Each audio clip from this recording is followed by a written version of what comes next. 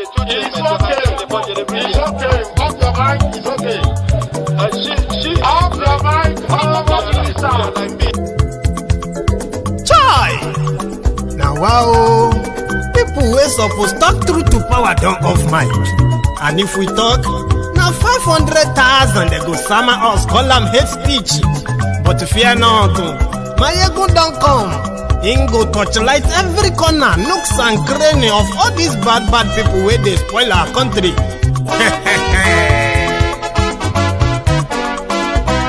So my people make we loud, Maiyegun don't come, my people make we shout, Maiyegun don't come, Maiyegun don't come, man of the masses, Maiyegun don't come, Maiyegun diary Politico, Maiyegun don't come, this one not the off in mind, Maiyegun don't come, and in the touchlight every corner, Maiyegun don't come.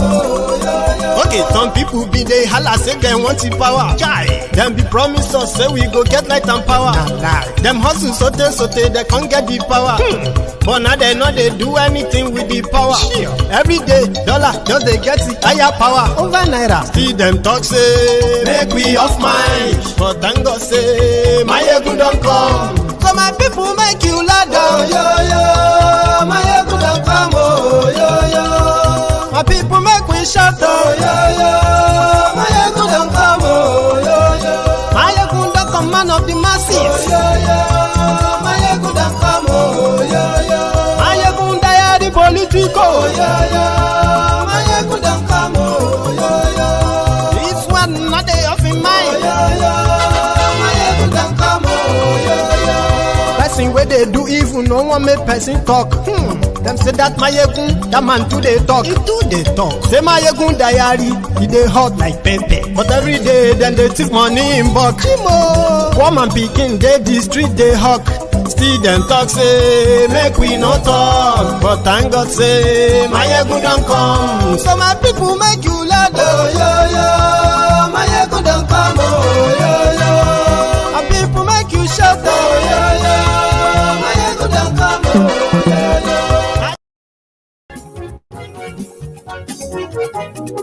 Hello there.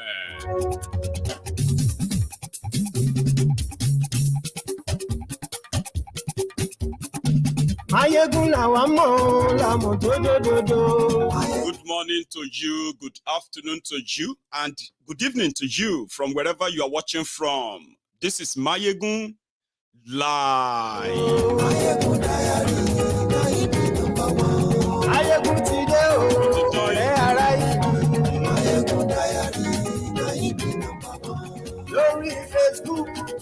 Thank you so much for joining me as well, right? Share this broadcast, please.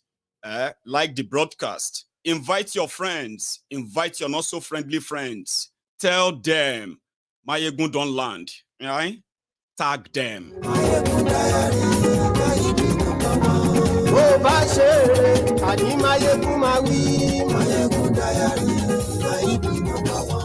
Ó sì tún ṣe eré wà á gbọ́ níbẹ̀ o.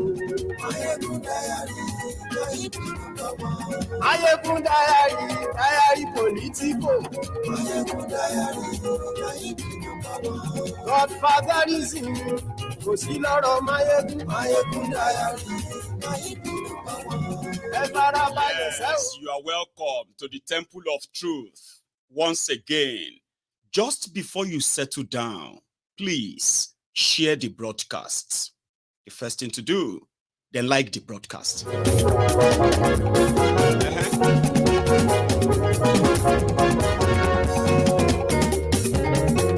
Àní ẹ̀sùn ràkì. Maiyegun ti dé. Ó ti dé o. Maiyegun ti dé. Ọ̀jẹ̀lú ẹ̀sùn ràkì. Maiyegun ti dé. Àní ẹ̀sùn ràkì. Maiyegun ti dé. Lórí Facebook. Maiyegun ti dé. Àní ẹ̀sùn ràkì.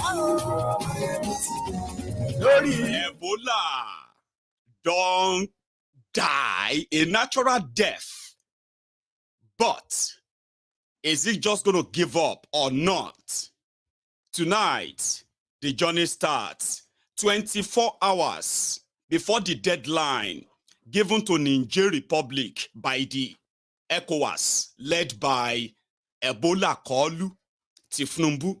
So today, the northern senators expectedly, as expected, they shut down his request to invade Niger Republic, his first legislative defeats among many.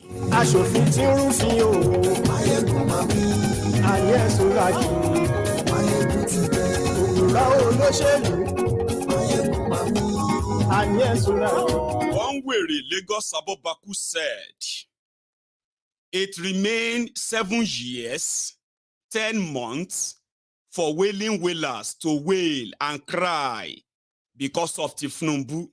Ladies and gentlemen, if you are not the ones who have actually taken your own mouth to the watchman, just tell them too that, oh yeah, that's fine. But it also remains 7 years, 10 months for your suffering too. Koti bere, o sheshen grant, as in sheshen roll up ni. Share the broadcast.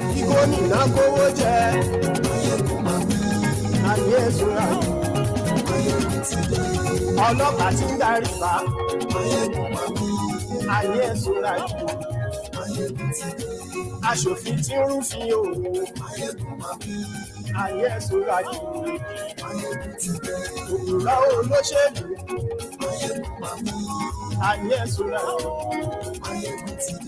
Ọ̀jẹ̀lú ẹ̀sùnra jù. Ayé ẹ̀sùnra jù.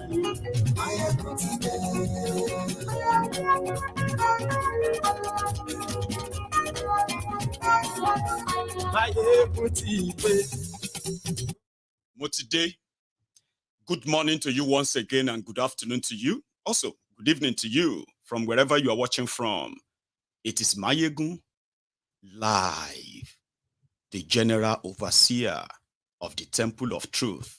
You are welcome again to my sermon, or maybe the TED Talk.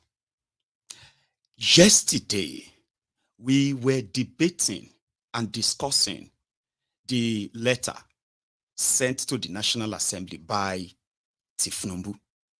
Now, you all know the beginning of all this if you have been following it, okay?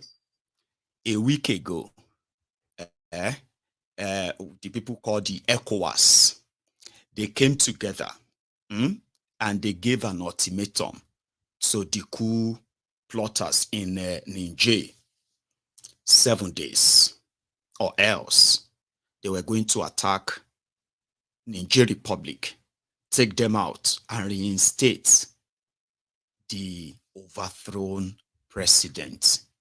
But I've got a few updates for you before we delve into the latest. Guys or brethren, there are other backstories behind this attempted purge that Tifnumbu wanted to spearhead that you should kind of be aware of. It is very much obvious that France and America are trying to use the West Africans against West Africans, starts their proxy war, which is also linked with Russia. Now, you can put all of that as conspiracy theory. Depends on the side of the coin you belong to. But fact is that over the years, French government, they had what they call the French army outside France, domiciled in North Africa. In fact, they are actually operating in North Africa and West Africa, and they are domiciled in Chad. You see, they have at least 3,000 men who are known as the French army. Their job, according to them, was to fight terrorists within the Sahel. Okay, and the cooperation of another 5 African countries was what they were actually like building on. That the reason why they came to, or they are still in Africa. the 5 countries: Mauritania, Burkina Faso, Chad, Niger, and then Mali. Now, these 5 West African countries was the reason why France has been in that place, according to them, until November last year, November 2022. But until then, it was so obvious that it wasn't because of the terrorists per se. It was mainly because of the resources of these combined African countries. And they are mostly Francophone African countries too. Like you have the Anglophone, you have the Francophone. Now, until the end of July, when this coup became a thing, you see the guy who happened to be, hang on, before I even get to that. Out of these 5 countries, Burkina Faso don't cut tie with France. Mali cut tie with France. And then Niger now. So Niger, Mali, and Burkina Faso are pretty much like West Africa that belong to ECOWAS. Meanwhile, Chad and just like Cameroon, they are part of West Africa, but they didn't belong to ECOWAS. Somehow, after losing 3 of their supposed ally, that's France, and not just losing them, that means they've lost control of their resources that they probably have been in charge of for decades, right? So they had nowhere to run to, not to their own army, 3,000 size army that they have right around those areas, not them, okay? But that would be like a direct sort of, breach of the sovereignty of Niger Republic, and it will kind of become with all the shade of colonialism. This is them coming back and all that. So they looked west, and that's West Africa. And who did they see? A man that has been, that has been spending months, if not years, in an American hospital in France, who has suddenly been rigged in, suffering illegitimacy, being rigged in Nigeria as their president. With all the compromise they probably have on him, it was easier for them to put up the stage that we found ourselves today in Nigeria. And what does that even mean? France have problem with their allies. They've been there. They've been ripping them off for years. Okay? And we kind of never was part of that. But you see, towards the end of last year, something happened in Niger Republic that they didn't really tell you. And what was that? Remember that the military rule that is now spreading kind of in this part of Africa, they have been mostly blamed on the abuse of power of the civilians in most of these countries. In some of them, the civilians overthrown there, they've tried to change the constitution of their country so that they can perpetuate themselves in power. Others have they arrested their opposition. Do you get that? Like, you are going for an election, okay?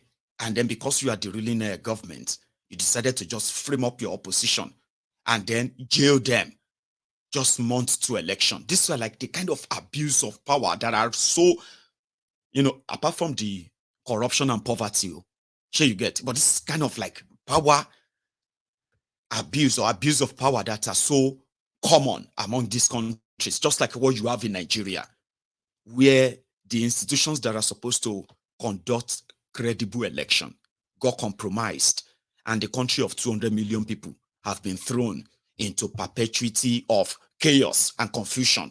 Sure, So that kind of abuse of power, abuse of due process, is considered as the reasons why military are sort of like, gaining power in this part of Africa. So having to use 3,000 French soldiers to invade Niger Republic would not really go down well with the world. So they choose Nigeria. But before then, Niger Republic, the guy they overthrown, who happened to be Bokwari's friend, they say last year, when they were preparing for election, the same guy, using what I just told you of right now, did not just suspend his own main opposition. Sure you get? He got him arrested and convicted so that he won't participate in the election at all. Even despite all of that, they still rejected him at the poll, right? But, you know, the power of go to court like they were doing to you in Nigeria is what happened though. It's like the whole country just felt like something hits them, like you had in Nigeria, like you currently have in Nigeria. So it's so similar. Rigged election, abuse of power, corruption, poverty, and so much like that are what has been bedeviling Niger Republic. And all this while, you know, Bokwari was there. So they went to go and do the inauguration of the guy that rigged the election. He didn't win, like Tifnumbu, he didn't win. So the guys who is being using to threaten others, intimidate his own opposition, were the same guys who arrested him. And they declared that civilian rule was over. You see all other things that are now following right now, they have been there, kind of. But somehow, they've been like, oh, is the corruption Niger problem like you have in Nigeria? It's Nigeria problem, all of that stuff. Interest upon interest. However, the coupists, they are friends with other coupists in Mali and Niger. and Burkina Faso. So it was easier for them to say, listen, if you need any backup, okay, we can talk to Russia. This is the deal that Russia has for us. They are not going to be directly involved in whatever comes out of this. All right? But whatever we need, we're going to get. That's the assurance. And when every time you hear them mentioning Wagner, that's how they came into it. Okay? And that in itself could just be a sort of, what do they call this thing?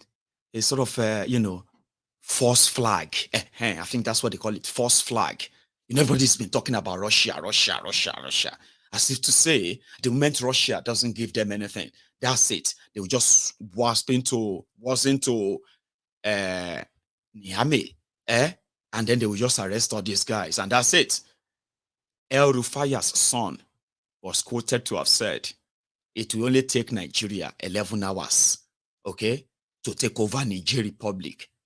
Well, that's his own view. Anyway, immediately the news broke that a coup that happened in Niger.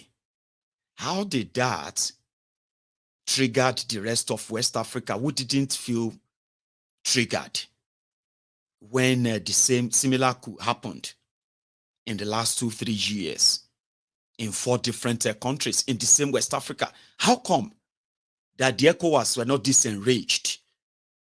And that was what prompted the reactions of people like, no, there is more to it. Everything, you can't be doing everything like you are tout. Of course, Kolu is a thug, a tout, drug lord. And you are not the only person, the only people who know. The rest of Africa knows. The rest of Africa were shocked when they heard that Nigeria was going to invade Niger Republic because they had coup. Now, it would have made much sense, right? If the coup didn't succeed, okay? Let's say they are unable to, the president, the one they removed, is somewhere hiding, okay? And the coupists, they are claiming to be in control. And that one is saying is in control. Then the country is divided. The supporters of the removed president, they are everywhere protesting and, fighting. The supporters of the military, okay, they are now like clashing. Around that time, you can bring in ECOMOG and they are just there for peace. You're not going to take them and say, we are going to carry out military action like Shea Madini. Do you see the difference of when you make thugs, criminals, your leaders? This is what you get. People who have no thinking faculty. Everything is power. thug, or your violence. You are not agreeing with us, Abi. You won't agree with us, Abi. I'll kill you if you don't agree. I will shook you. I will, bend down for me. That kind of attitude is not what rule a country. Oh.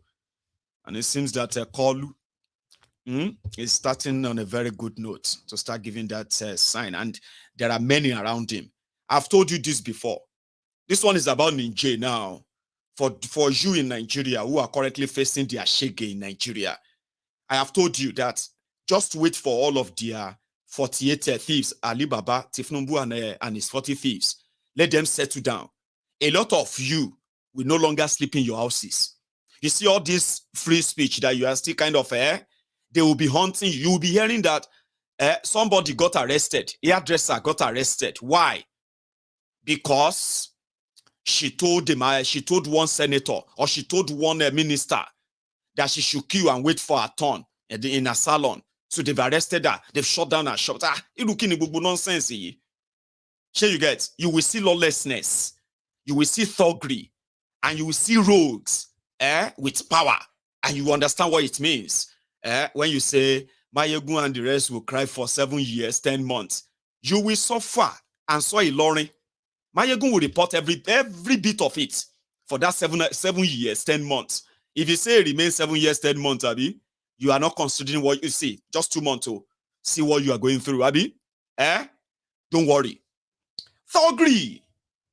Like, the rest of Africa were so shocked. Like, on top waiting.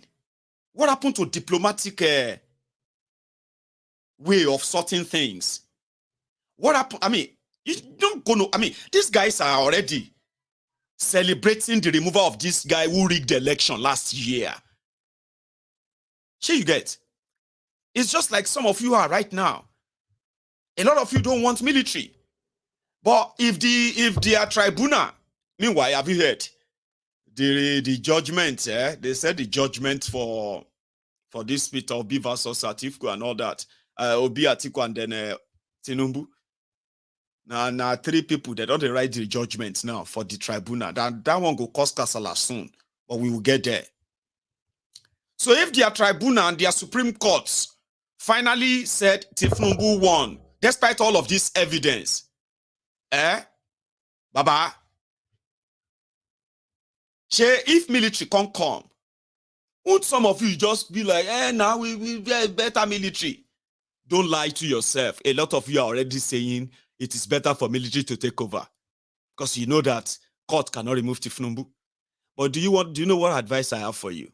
Even though somehow, if that happened, it is just going to help fulfill the prophecy. I've been a vision of the breakup of Nigeria. Do you understand? Nigeria is more divided than ever before right now. You and I know it. And you prayer warriors, and you unity beggars.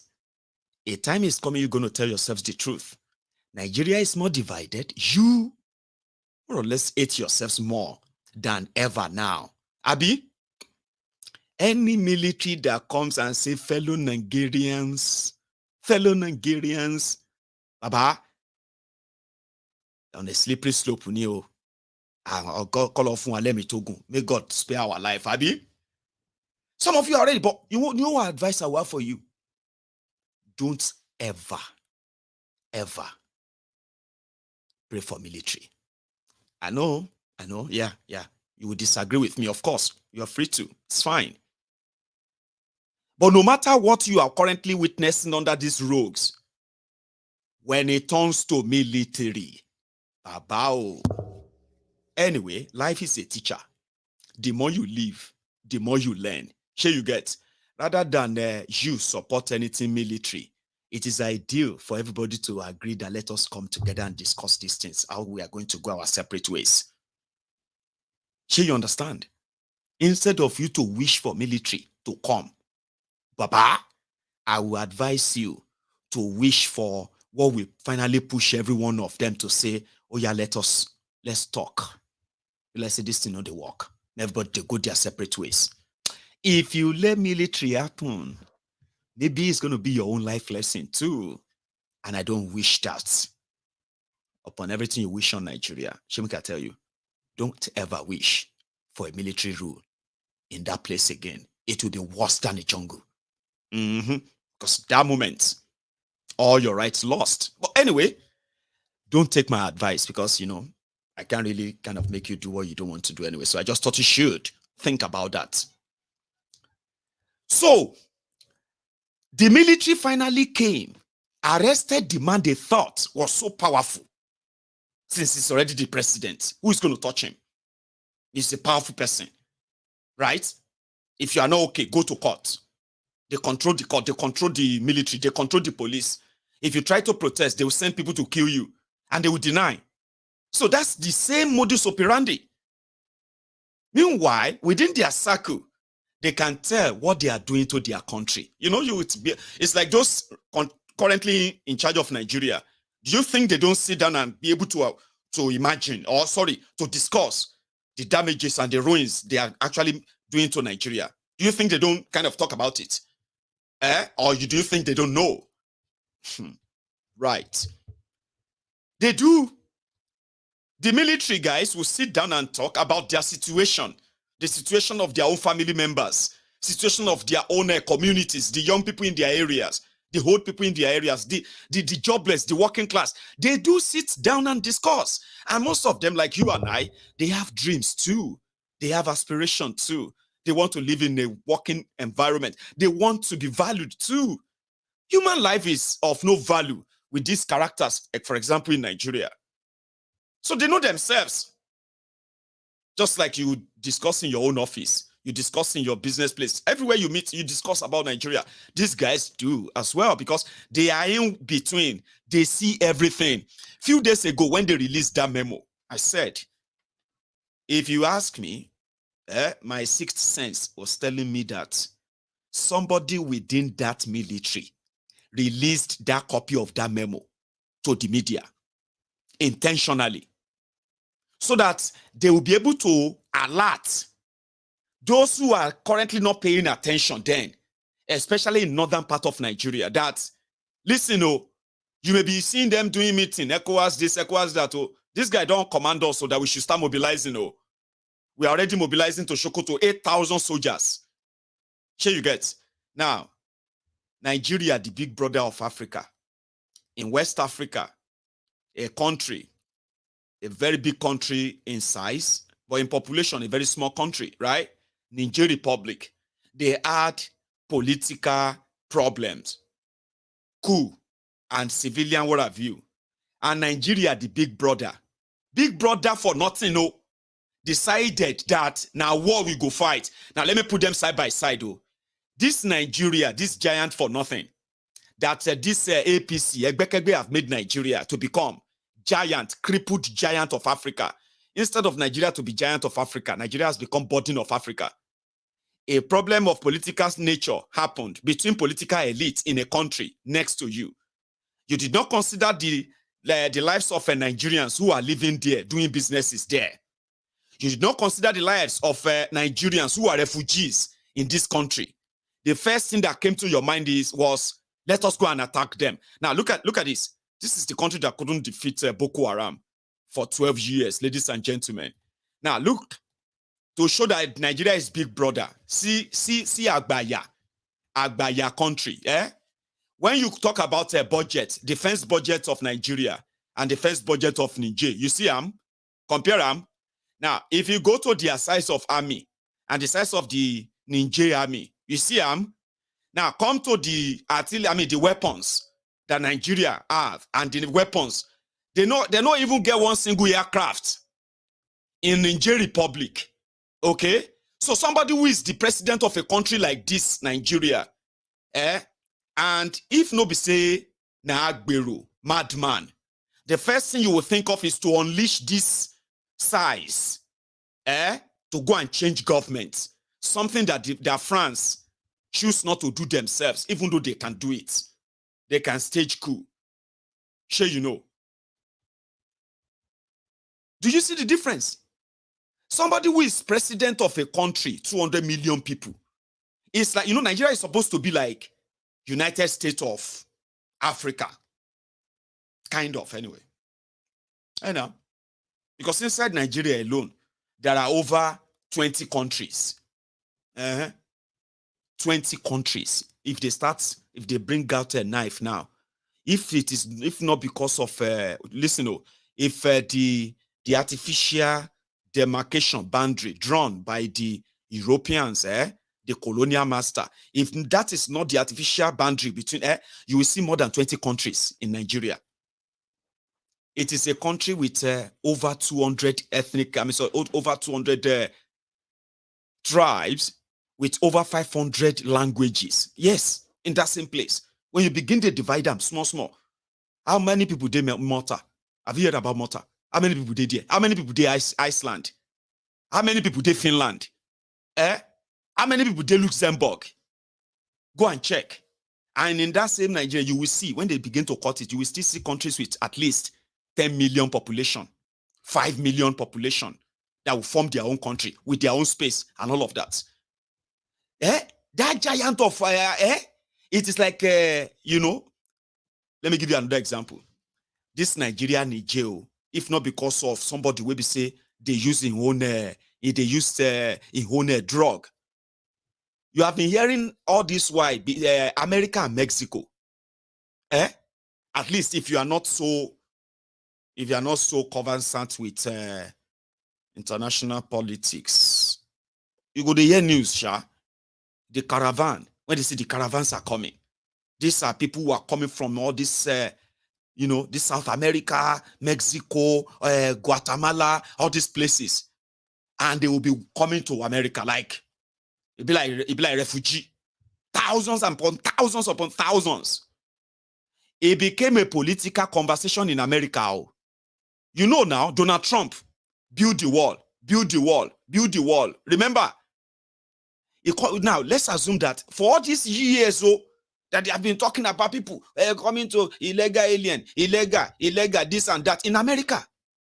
Let's now say America now feels like the government of Mexico is irresponsible. So what they're going to do next is that they are going to attack Mexico to stop all of these people from coming to America. That's the solution. That's it. Now you put America and you put Mexico beside, and you are like, wait, so because of these people crossing to America, so America is preparing to go and launch war. Abba, Kilode. That's exactly the situation between Nigeria and Niger. Are you with me? So people were shocked, like, like this man, the mad in it. It can't they like God the ECOWAS here and there. And those ones too. Those ones are following this, what do you call them? They are following this Kolu, Ebola. Yes, they are doing meeting. They call themselves defense chiefs for ECOWAS defense chiefs. Ordinary Boy Scouts. Some of them are like mostly like Boy Scouts. Sure, you get Niger, the total. See, did you see that of Niger? The total number of soldiers in Niger Republic now 10,000. The whole country. Nigeria has 220,000. 130 of them are active. Benin Republic, total soldier of Benin Republic no reach 20,000 for their country. The total soldier for Ghana, I don't know, maybe they reach 40,000. Now maybe 20,000 too. I mean, even giving you big number. These are the people who are, because Kolu told them that, oh yeah, come behind me. Oh yeah, everybody come behind me. So he's already started the action before notifying his own National Assembly as the law dictates. So what did France have on Kolu? What exactly? You remember that the FBI said they won't release the criminal record of Kolu until 2027. Did you know that? Now that is not random. They were sued. Yeah, they were sued into a court in the US to open the file of a Kolu. And FBI responded by sending their own representatives to the court and said, we are obliged to keep the record sealed until 2027. So is America calling Kolu saying, if you don't do something about this Niger, we're going to release your record, or what? What exactly will make the president of the biggest country in the entire Africa, or the most biggest country, not only, I mean by population, that the president of such country, out of all options, will quickly jump within a week and declare war? It didn't just make an announcement, oh. They have already cut off the electricity of Niger Republic. Sure, you know. Before he wrote the National Assembly for approval, it's already cut off their distance. All of you who have businesses in Niger Republic and Nigeria, tell me if this is a lie. If you have not been already been denied, if you have a bank, if you have a bank transaction that is going to a bank in Niger Republic, they no longer go anymore. It's been all cut off. Yes. So those who are trading between the two countries, they've shut the border so nobody passes anymore. Well, you know the borders anyway. So all of these are already in motion. Kalu was expecting the Senate to give him approval today. And by tomorrow, they will attack Niger Republic. Like, who does that? When 2/3 of the Nigerian army is populated by mostly the northerners. Same people who have so much affinity with Niger.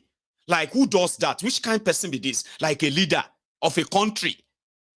Like, we were watching when France, all of them, America, all of them, they were evacuating their people from Niger Republic because of all of this. You saw I saw a video. All of these expatriates, French, Germans, all of them, British, they were leaving Niger Republic because they felt like something was coming.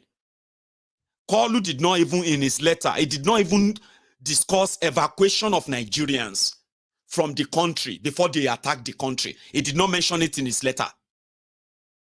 He did not mention the lives of Nigerians who are living there. How those who are Nigerians are going to treat those who are Nigerians. Sure, you know, they say anywhere where you go and you know see an Igbo man, Baba, you are advised to go to the next place. Don't stay there. There are those who goes about with their different businesses and all that, and they always make presence in some of these countries. And you'll be wondering, what are they doing there? Why would an Igbo man be in Sudan? I remember when some people were wondering, well, what is an Igbo? I said, are you new? Or are you trying to kind of act, ignorant or something? Yorubas are in Niger. Igbos are in Niger. Ejos and the rest of all these people from all over Nigeria are also in Niger. Because Niger is a country and there is a Nigeria embassy in Niger, which means even officially there are Nigerians. So there is nothing like, I don't even know if you cut ties with them already. They've already cut ties with Nigeria anyway. But like, what's the plan? Do you know why people don't just kind of launch war? There are so many things to consider. I'm just saying. None of this was mentioned. It was pretty much like, we're just going to go there, we're going to remove them, I'm going to finish it. That's it. Like president of a country. Like MC Olueran. Even MC Olueran will still sit down with his team before they go to any war. They will consider all of the risk and everything. Kalu is not, more or less, I don't understand. He just appointed these service chiefs in Abi. Are they not those who are supposed to come and help you save Nigeria from terrorists? So, the implication, even me, we no be politician. The implication is so huge that it could hide behind so many reasons not to even mention attack on Niger Republic. So many reasons. So you want Nigerian soldiers, or you are going to draft Southern soldiers to go and fight and die in Niger. Or I don't understand. Like, who actually made all the plans? And they started moving the military, started moving the Navy, started moving the Air Force. They declared no-fly zone over Niger. That from tomorrow, by the order of Tifnumbu and ECOWAS, any plane that flies in Niger Republic, Nigeria aircraft, they will shut them down. Like, who does that? 2 months. Waiting France has on him. Like, what do they have on him? Anyway, there is already plan B. But let's start with the reactions. So the northern senators, who we believe that if they give them the choice to decide what should happen, of course they will reject it, right? Their first reaction when Kolu sent the letter. Here. My dear friends, very good afternoon. I am Senator Suleiman Abdurrahman Kau Sumaila, OFR, PhD, representing Kano South Senatorial District from Kano, spokesman of Northern Senators Forum. I am here this afternoon to address you on some issues, some topical issues to do with representation on behalf of our caucus of Northern Senators Forum. Can I continue? It is irrespective of the going or what is going on with our neighbors, Niger Republic. The title is Northern Senators Forum.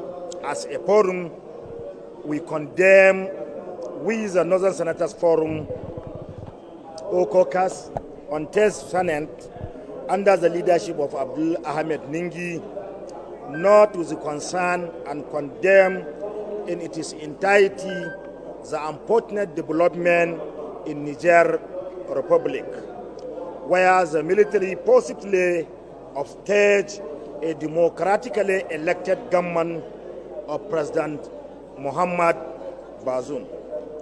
The Northern Senators also take cognizance of the effort of ECOWAS leaders under the able chairmanship of our dear President Bola Ahmed Tinubu in resolving the situation in Niger Republic. The emphasis, however, should be focused on political and diplomatic means to restore democratic governance in Niger Republic. We also take exception to use up the military force until all other avenues as mentioned above are exhausted. As a consequence will be casualty among innocent citizens who go about their daily businesses. Besides, about 7 northern states are share border with Niger, namely Kebbi State, Sokoto State, Zamfara State, Katsina State, Jigawa State, Yobe, and Borno State, respectively.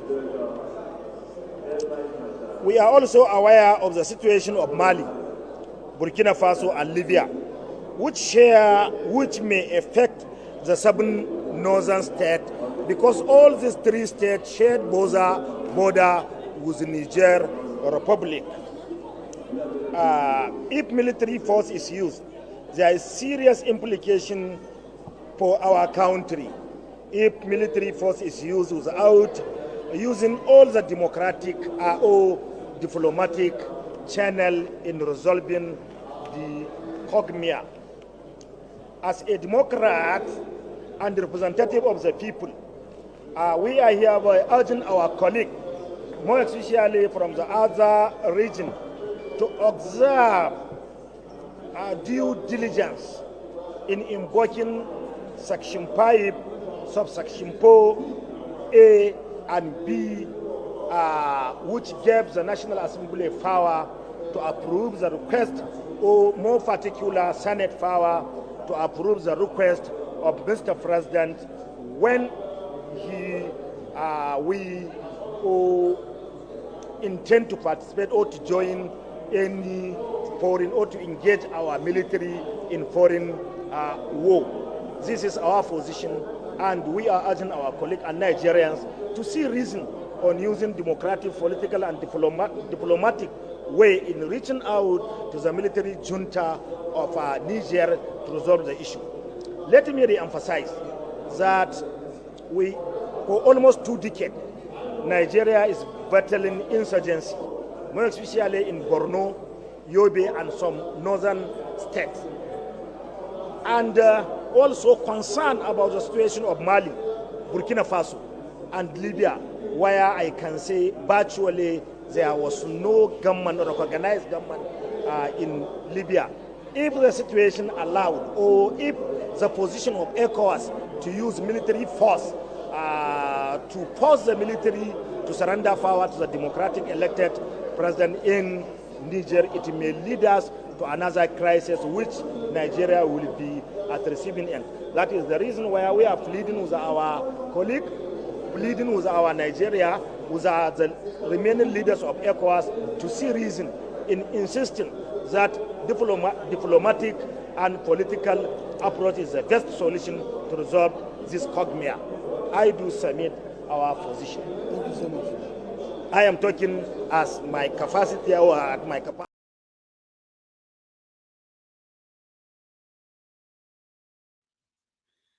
See, first thing first, I want to ask the God that you serve to forgive some of you. Because a lot of you were more interested in his accent, being a tongue, than the message is passing. I was listening to the message and I was seeing a lot of you laughing and all that. God forgive you. Sure you get. So the atotonu, the back and forth of what you heard him say in that conversation, that video, is that their colleagues must reject the approval request of Ebola Tifnumbu, because the consequences of using military to invade Niger Republic will be dire.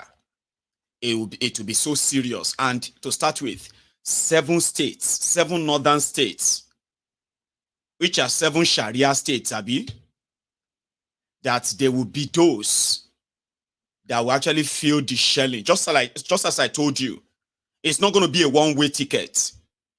Sure you get. It is a journey that nobody will kind of see the end or possibly know the end. Loyalty will be tested. A lot of them shouting, Nigeria, Nigeria, our country, our country. Now you're going to say Niger Republic is more important to them than Nigeria. And some of you know that, but now you will confirm it. Because they know that they will feel like the attack on Niger Republic is an attack on northern Nigeria. Remember?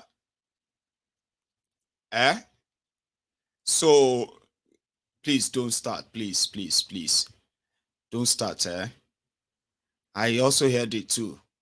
The government from Libya, a bit subsection Paul. Please don't let us start, please. Let's get serious. I'm serious now, okay? Is kind of saying that this is their position. And if Kolu cares about them, the best thing they will actually be interested in is finding what do you call it? Diplomatic means, peaceful means. You know, the station don't pass me person the beat chest like Aki and Popo and all that, thinking that you just have to. No. That's not how it's gonna be. Oh, make ourselves behave. Oh. And guess what? Just like it was like anti-clockwise. France first. They said that the American president, Joe Biden, is no longer kind of into using force as an intervention in Niger Republic. Sure, you get like somehow it was like, no, that's like too excessive.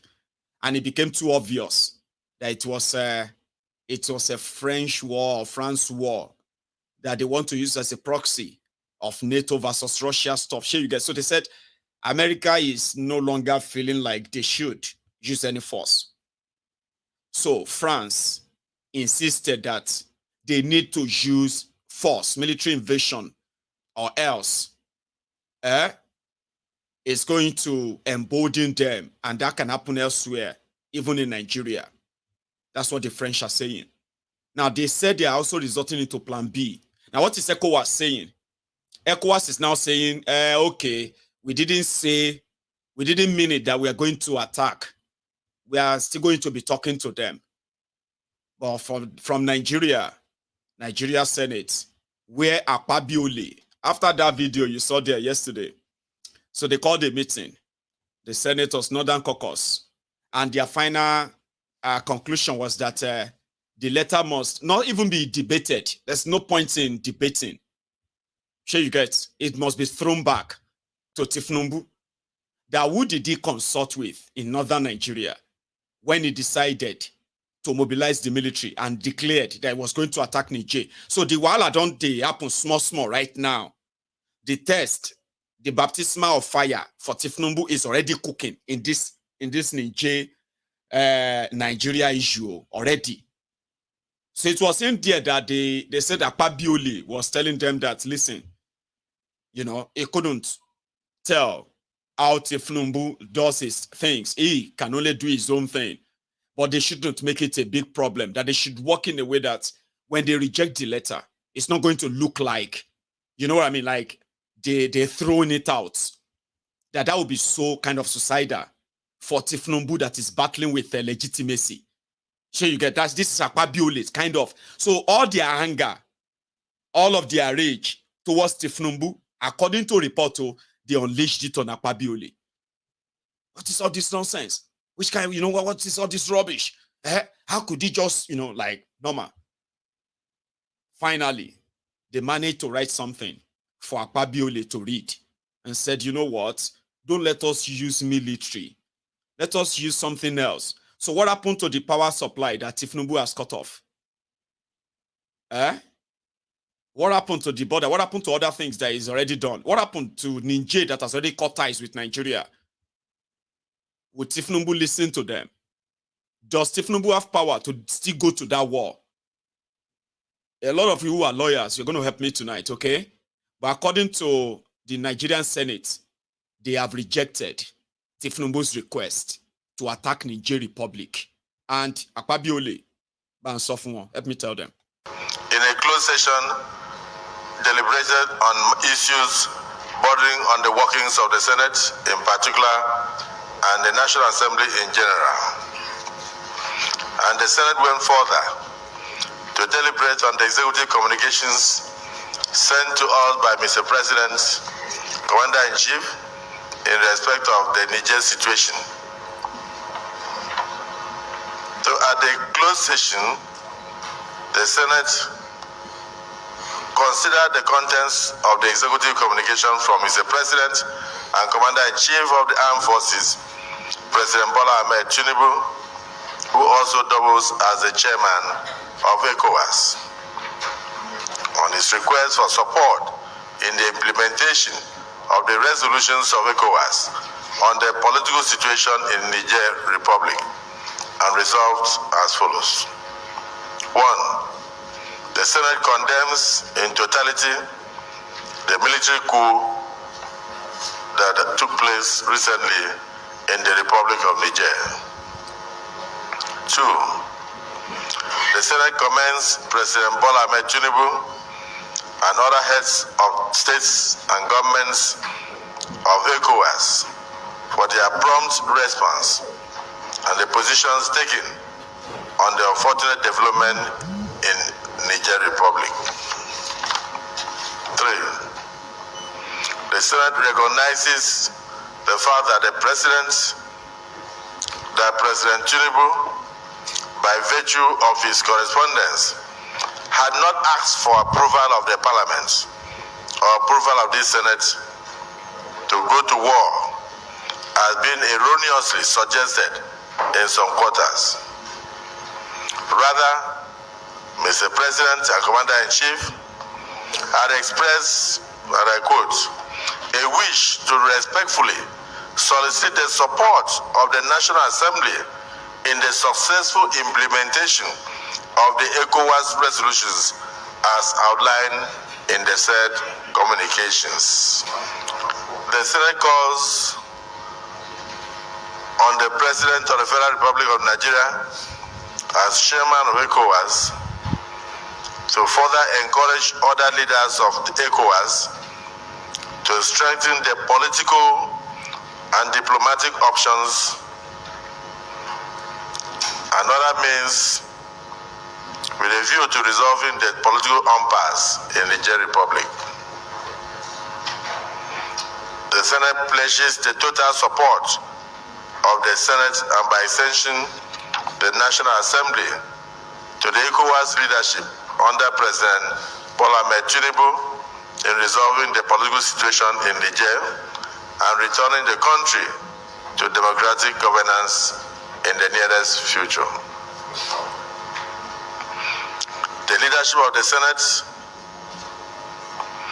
is mandated to further engage with the President and Commander-in-Chief on behalf of the Senate and the National Assembly on how best to resolve the issues in view of the hitherto existing cordial relationship between Nigerians and Nigerians. Finally, the Senate calls on the ECOWAS Parliament to rise to the occasion by equally condemning this coup and also positing solutions.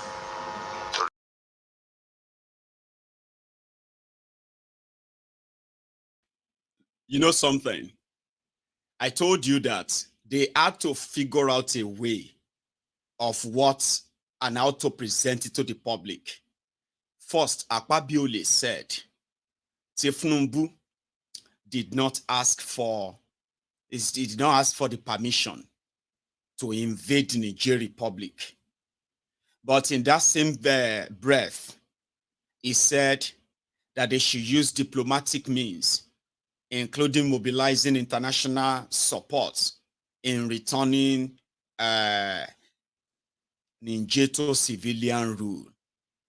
When Kolu wrote them, Kolu said he has already started a military exercise at the border in Sokoto, and he was asking that the Senate of Nigeria give him permission to lead the ECOWAS militarily into Niger Republic and reinstate the democratic government in that country. He specifically stated that.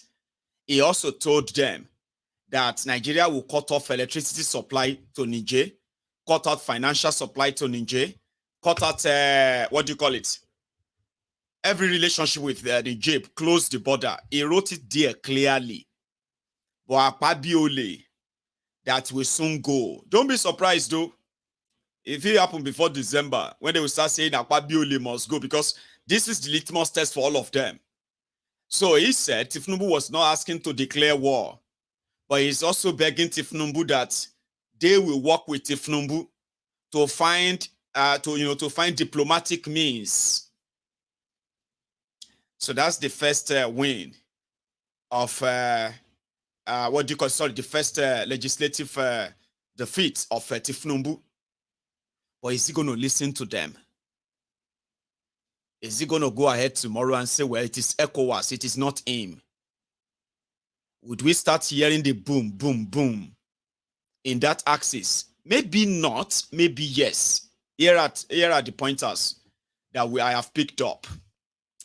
Somehow, because of the tension that this conversation, this issue has generated, and as the countdown was winding down, right? ECOWAS is also having a second thought right now. They are now thinking that the ultimatum is not because they wanted to invade Niger anymore, okay?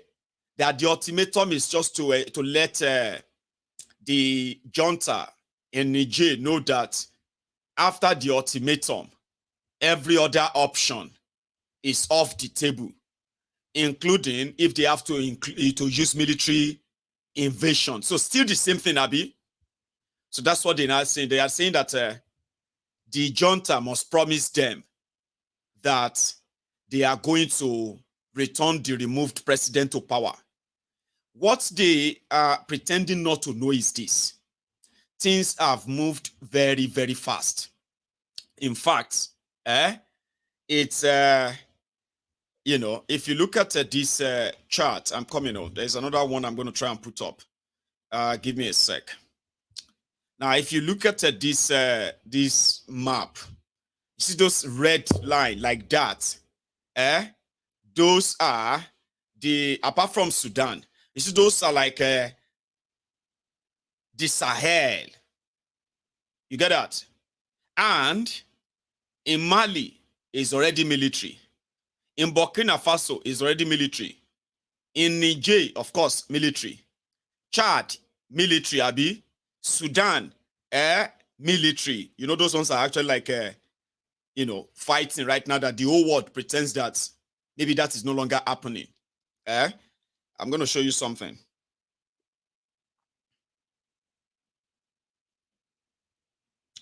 Now, where is that to?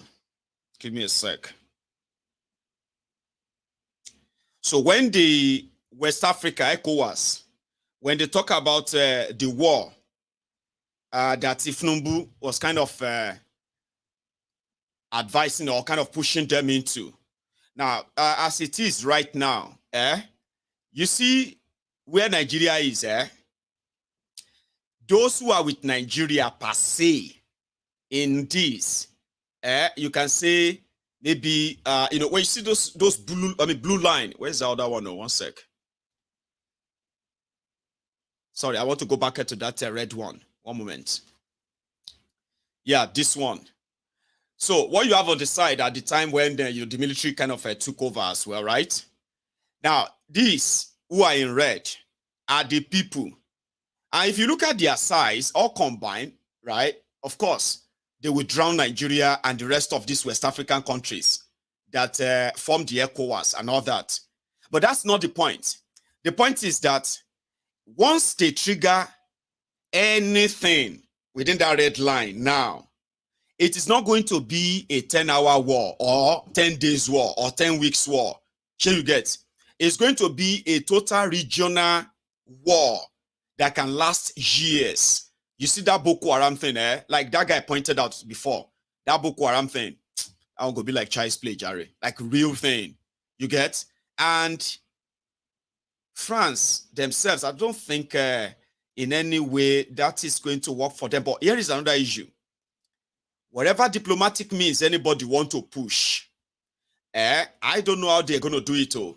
Whatever any diplomatic means they want to push in Niger Republic, any of them that says they should return that Bournemouth, what's to be named, that their former president to power is already a no-no. It's more or less like, before you cut us off, before you run your mouth, we don't even want to have anything to do with you anymore. So they are cutting off already. In a way that when they told the French government, France, that they should leave, oh, we've cut ties with you. We're no longer with France. Remove all your soldiers from our territory. France said, no, we don't recognize you as the real government in Niger. Therefore, we are not going anywhere. So people are now saying that the plan B will be if Tifnumbu failed to go ahead, because they are still encouraging him to go ahead. ECOWAS is kind of developing cold feet. Now, if Tifnumbu finally have to like hands down, sure you get, and Nigeria is not going to be involved like they are planning anymore. So some are now saying within that same Niger Republic that France will sponsor another coup in another year, maybe in a year or two. But where does that leave Kolu? Would there actually be a proper exposure, or what went down? What really happened? There are people within the circle of Kolu decided to declare war on Niger Republic on an issue that has nothing to do with Nigeria. Would there be any kind of exposure on that in the future or anytime soon? Anyway, time will tell. So as it stands, the Nigeria Senate advises Kolu, okay, to use diplomatic means as the northern senators shut down his request.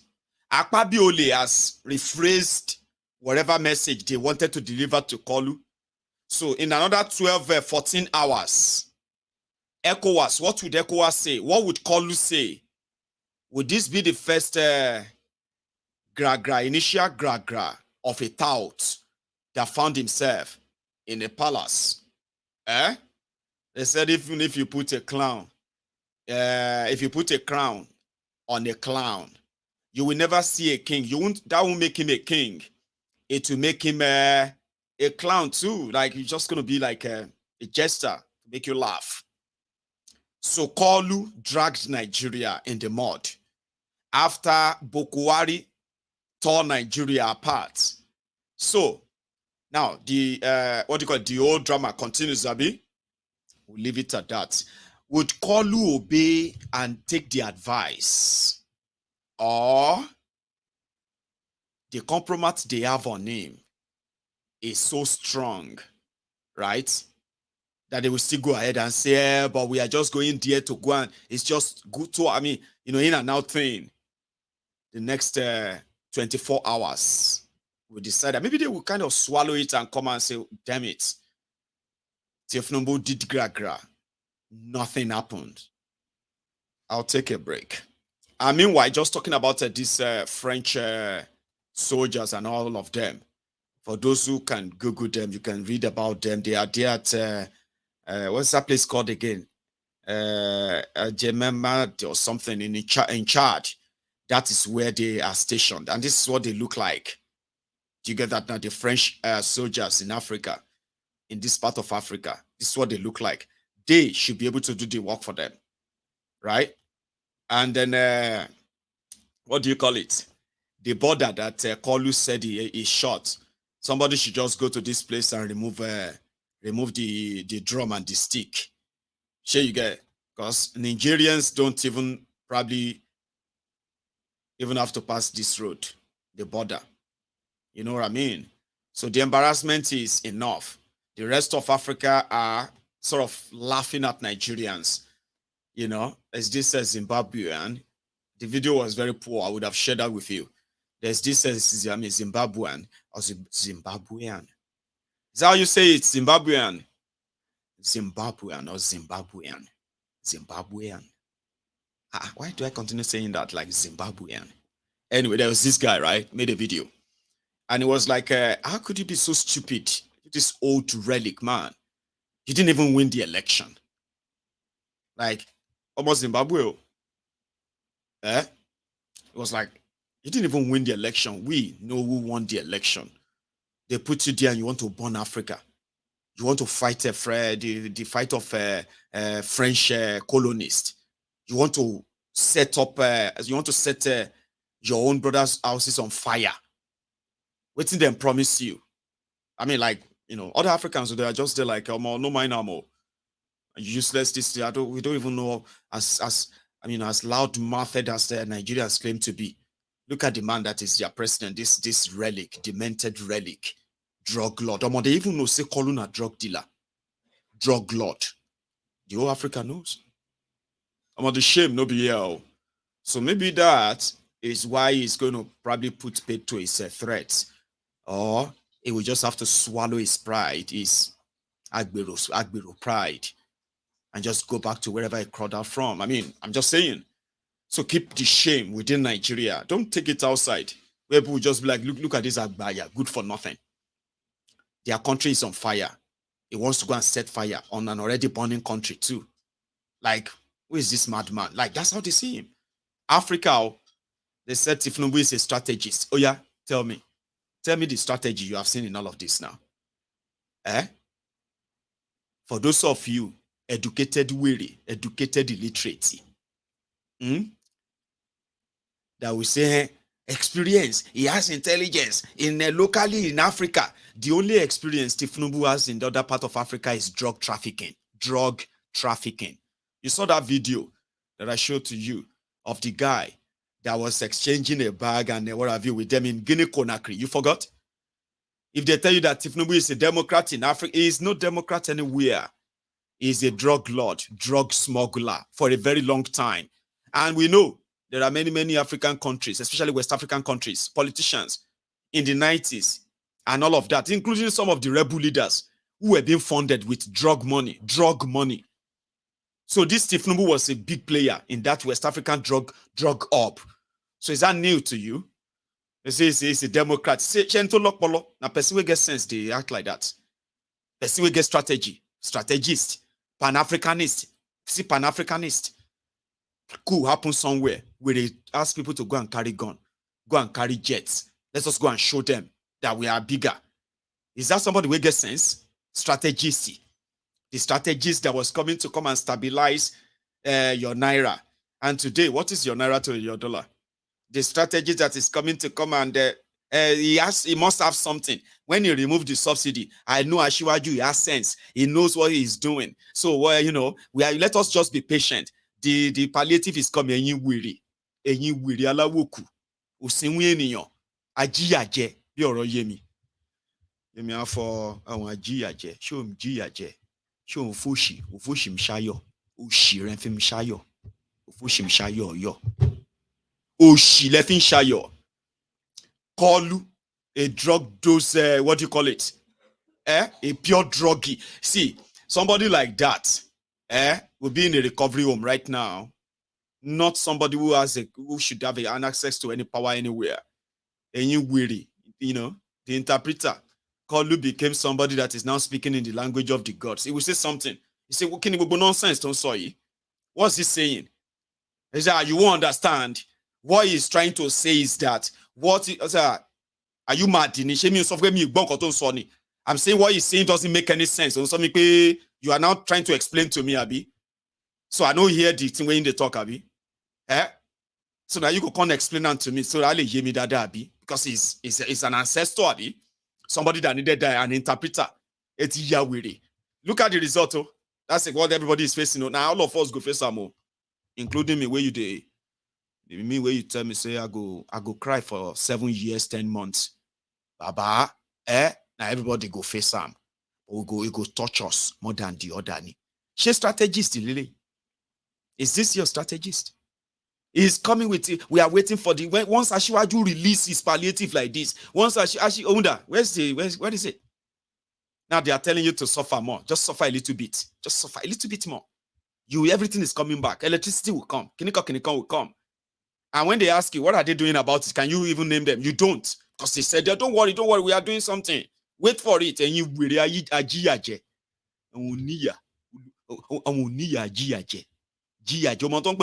May I explain to you?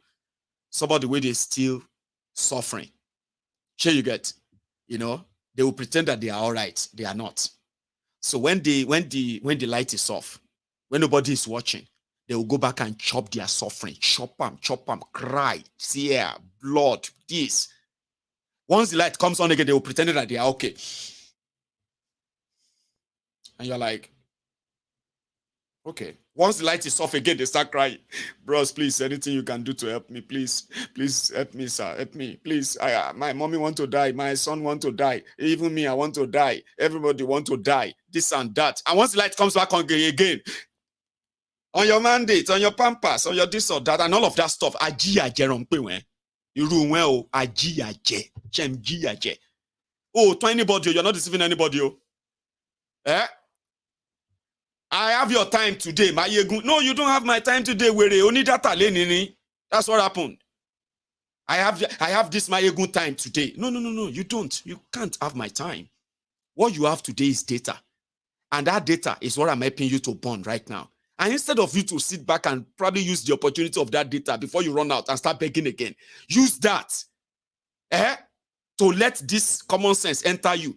Strategist, Mr. Strategist that came to rescue a country in trouble is about to lead them into war. Like, you do strategy one year that somebody have to explain it to him that you want to fight in Niger. Are you mad in it? Share you the crazy. Share Sultan don't tell you. I've been at Emir, don't tell you. I've been at this one. Like, normal politician, we get sense. So in Nigeria, this divided Nigeria, really was like a only strategy. Free, student loan. We'll give you student loan. Okay, student loan. How do we get the student loan? Oh, yeah, don't worry. We are going to start a bank. Later, we are starting the bank. So when we start the bank, we'll put money in that bank. You go to that bank. You go and borrow money and pay your school fees. And that's it. So you don't have the bank already. No. We are still going to start the bank. What about the money? No, that one. Don't listen. We are not ready yet. We're just saying that student loan. She madman, Lele Yini. Mr. Strategist. Look at all of you. Look at yourselves. Mr. Strategist. Now they say your refinery is going to start working in December. God damn it, man. And you will Oluya. Emma Jayan Lo, for just 7 years, it's okay. May God give you long life so that at least you go, you know, you know what I mean? In Yoruba, they will tell Ọlọ́run ò torí ìyàdá mi sí o, kò ṣe kọjú sí mi ṣe lóore kójú má tì mí. You know that song? Sunny Ade? Ọlọ́run ò torí ìyàdá ẹ̀yin wèrè tọ́lọ́run torí ìyàdá yín sí. 7 years, it's all right. Ọlọ́run fún yín lẹ́mìí tó gùn kẹ́fì lò. You will laugh at Maiyegun. Of course, Maiyegun will report to you just like this. They told you to wait. Bokwari was doing something. Change was coming. Change was coming. I think that majority, some of you are walking corpses. Like you have been ruined, destroyed. Psychologically, mentally, everything. You are just existing for the existing sake. Because of these guys, oh, you sit down there. They say, I have your time today. You this Maiyegun. I have your time. Wait, oh, any time to me. Data, Loni. Once you burn the data, you go back to your free mode. Bambi Allah, Ashiri Abu. Now today, so yeah, the consequences of a bad leadership is not limited to those who don't, to those who support them, including those who don't want them. Everybody will have a share, and you can no longer continue to. So one way it was like, that is your problem. Your candidate lost. That's why you are crying. I was like, in 2023, August 2023, you are still running about with your candidate lost. I mean, you can tell. Look at all this. You are still pointing this at. Oh, don't worry. Chobo, don't worry. With no problem. Chobo, with no problem. Shall relax. Macon. Like it's going to be turn by turn. Just wait for it. If you are not already in that doldrum anyway. Last month, somebody said that there were moves by Tifnumbu to use compromise on your tribunal judges. A lot of you, I will keep reminding you, sure you get me. I be water, no get enemy. Now, person don't like me. I like everybody. Except the APC, Egbekegbe. In all honesty, they don't like me. And I don't like them too. And the two of us, no, they pretend. If you see them come here now, they will call me Omoale, call me this, enemy of that. They call me different names. Don't get offended. We don't like ourselves. And we don't pretend about it. They don't like me. I don't like them. Right? But apart from that, it doesn't really matter. But I will still say my mind. You know that. I will still say my mind, right? And you don't have to agree with me. I have come to realize that the reason why a lot of people are unhappy in life, this is like generally now, sure you get. The reason why a lot of people are not happy in life. Thank you very much. By the way, hang on. I want to say thank you to this super chatters. Sorry. Right. Prayer docent. Thank you. Somebody sent me some money on PayPal. I'm so sorry I didn't kind of remember your name right now. Okay, I just want to say thank you. Because when you send me that money on PayPal, you are like, Maiyegun, I want to know if you get it. It's like a testing, Abi. So I got it, sir. And thank you for your generosity and prayer docent. Thank you, man. Right. You know why a lot of people are unhappy in life? It's mostly because they make the same mistake again. don't ever make same mistake second time. It may be a big one, it may be a small one, but in your life, it could be decisions. Here you get. Every time you realize that I did something there, or I did something with someone, or I went into an arrangement with somebody, and I regret it, don't make that mistake again. Don't. Avoid it. Go away from it completely. Don't repeat a mistake. If you don't, there's a chance that 70% you will be happy. Like me, I'm happy. Most of my own worry is for other people, not for myself. Like, I'm just worried about a lot of people, but not about myself. Here you get. Why am I saying this to you? This is my philosophy. And this is why it may look like I have trust issue when it comes to the characters that are featuring in Nigeria system. I'm not too young and I'm not too old. But life has taught me a lot. Nigeria has taught me a lot. And I realized that the reason why Nigeria is what Nigeria is that people do same thing again and again, and they want a different result. So, unfortunately, when you do that, they said it's a symptom of lunacy. Like somebody who don't get madness, but he never tear cloth. Kind of, right? Like doing same thing again and again and expecting a different result. No, you have to do something different, at least once or twice. Okay. So that is why Nigeria became sort of a concentration camp like that. A contraption. Where people just feel like they can do something again and again, and there should be someone, a supreme being that could correct it if they can pray or fast enough. You know, that kind of. I don't believe that. I'm not perfect, though, and I make mistakes. So, in fact, I make same mistakes again and again and again on many occasions. But whichever one I consciously feel like I'm not going to repeat that mistake, not that one again. No, I ensure I don't, and that is relative. I mean, that is what related to the entire system in Nigeria. Most of the time, we agree. Now, the people make the system. The people, they are the government. Those who parade themselves as politicians in government, they are not ghosts. They are people like you. They are your uncles, aunties, mates, colleagues, once upon a time colleagues, or business partner, or neighbor, or church member, or mosque member, something. Like, they are people you know. You know them very well. They are not ghosts. But they exist in a system that is already designed. Is designed never to work for you as a country. Never to work for you. They are just there to sustain that rotten establishment because it will favor them. They will get their reward if they can keep it that way. So me, I'm like, I don't care who you are. Sure you get.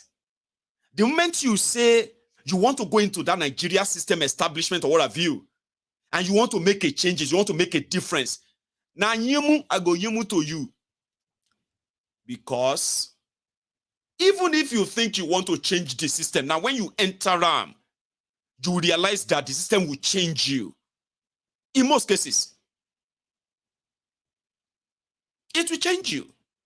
And it's so vast, so huge, that I got to a stage in my life, I was like, we will not lie to ourselves, right? If anybody loves Nigeria, genuinely, they should begin the conversation on breaking up the country. I want to say break up the country, right? Literally, right? It simply means break up the system that currently holds Nigeria together. Break it, pieces it. Everybody go do their own thing and watch what it means to at least do something different. Doing it again, doing same thing again and again and again, expecting a different result. But na madness. So me, I don't know that one. Just say, but that guy is trying. Maiyegun, I'll be like, a drop of water in the ocean, of what difference would that make other than just the wave? When you drop water like this in the ocean, like it will make this wave like, then it will disappear. That's exactly what, when you say some people are doing good, and they are, come on, The establishment, the system, the robbing Peter to pay Paul system, the system that rewards criminality and punishes patriotism. Any system that your politics is more profitable than your industry, Baba, you have no country. I knew that a while. And I also knew that no matter what everybody is saying right now, a lot of people who complain about Nigeria today, a lot of them are complaining because they are not the ones who are in charge of these abnormalities. They are not benefiting. That's what I mean. So it's Nigeria turn by turn, Nigeria Limited. I love Nigeria. I love this country so much. And she can, okay, Peleo, Yemi, my lover. Oshio, Yemi, my lover. You love Nigeria. Do you think love is enough? The real criminals who are there, who are nurturing the rotten establishment, it serves them. It doesn't serve the entire country, or the majority of the country. So until you break that, yeah, until everybody says, you know what, to hell with this, let's try something new. Not until then. If una like, make una turn to the prayer warriors within inside the Psalm. You know that people in Psalm 1 to Psalm 200, abi Psalm Kinikon. Now, song you, according to the story of Psalms, they were singing to God to do miracle, and so that prison gate will open. This one can do only of their lives every day, morning to evening. If you turn to that, turn to salt, be solu, get diyo, or light a lie. Nothing will change. Try something new. Try. That's my own position, Sha. But there are some of you who believe that no, Maiyegun, no. Leadership is okay. You go explain tire because there is no evidence. You are wondering that you want something better for Nigeria, and some people are very much like, they will rather follow Kolu, they will rather follow SPV at Tifku. And you are there saying, Benny, you have no idea. Sometimes they say you are battling with, the people you are battling with are not physical. They say you are battling with the principalities of, the war is not carnal, something like that, Sha. Man can be, I read this somewhere, they say, our war is not carnal. Carnal, and you pay like it's not physical. Our war, the war is, Baba, I wish you well, oh. That's why I'm going to go to this next one, oh. We know, me personally know that the rotten establishments in Nigeria, they are there to work for the rotten institutions in Nigeria. They are there to protect the interest of the establishment. Okay? When it comes to defending of the country, suddenly the military became weak. They can't defend the country and stop the terrorists anymore. Now, the police, suddenly, they've become so weak that they can no longer detect their crimes anymore. Sure you get? And on like that. INEC became weak that they can no longer conduct election anymore. Sure you know? So everybody, then the judges will become weak that they can no longer give justice anymore. Institutional takeover. They write the judgment, and according to what we are hearing, in July, Oples Uzodimba, Abi Oples Uzodijo of Imo, the Supreme Court Governor of Imo, Werewike of Rivers, who else was among them? The Chief Justice of Nigeria. There's one more person. I can't immediately remember the name, but let me put this on the screen. Maybe I'll remember. Somebody said they are having a meeting, and in that meeting, they are dictating. Look that screen on your right. Right? Tifnumbu had a meeting with Oples Uzodijo, SSS, DSS director, ICPC chairman. They said, few hours later, Tifnumbu and co, they came out to deny. They said, oh, it's a fake news, so don't trust them, don't shake any. The next thing, Nigeria judiciary, they came out to deny. They said, no, there's nothing like that happened, though. But as you are watching this again, on your left, that is the latest one. And all of these are coming because the tribunal need to give their judgment latest by the 17th of September. That's the latest. So initially they said Tifnubu want to use this Niger war as a distraction, but that doesn't seem to be going well anymore. So what you see on your left is a journalist diary. You know, something that the journalists will come out and they will develop story and develop and give you more. Right. This is like a tip. They will write your result. There will be more crisis in Labour Party. What is that guy name? Romileti now. Lamidiot à Pampas. So Lamidiot à Pampas may resurface again. And you see that of PDP. It also may get worse. Do you know that Werewike has gone to court? It's been a while, shall I think it was since last year or so.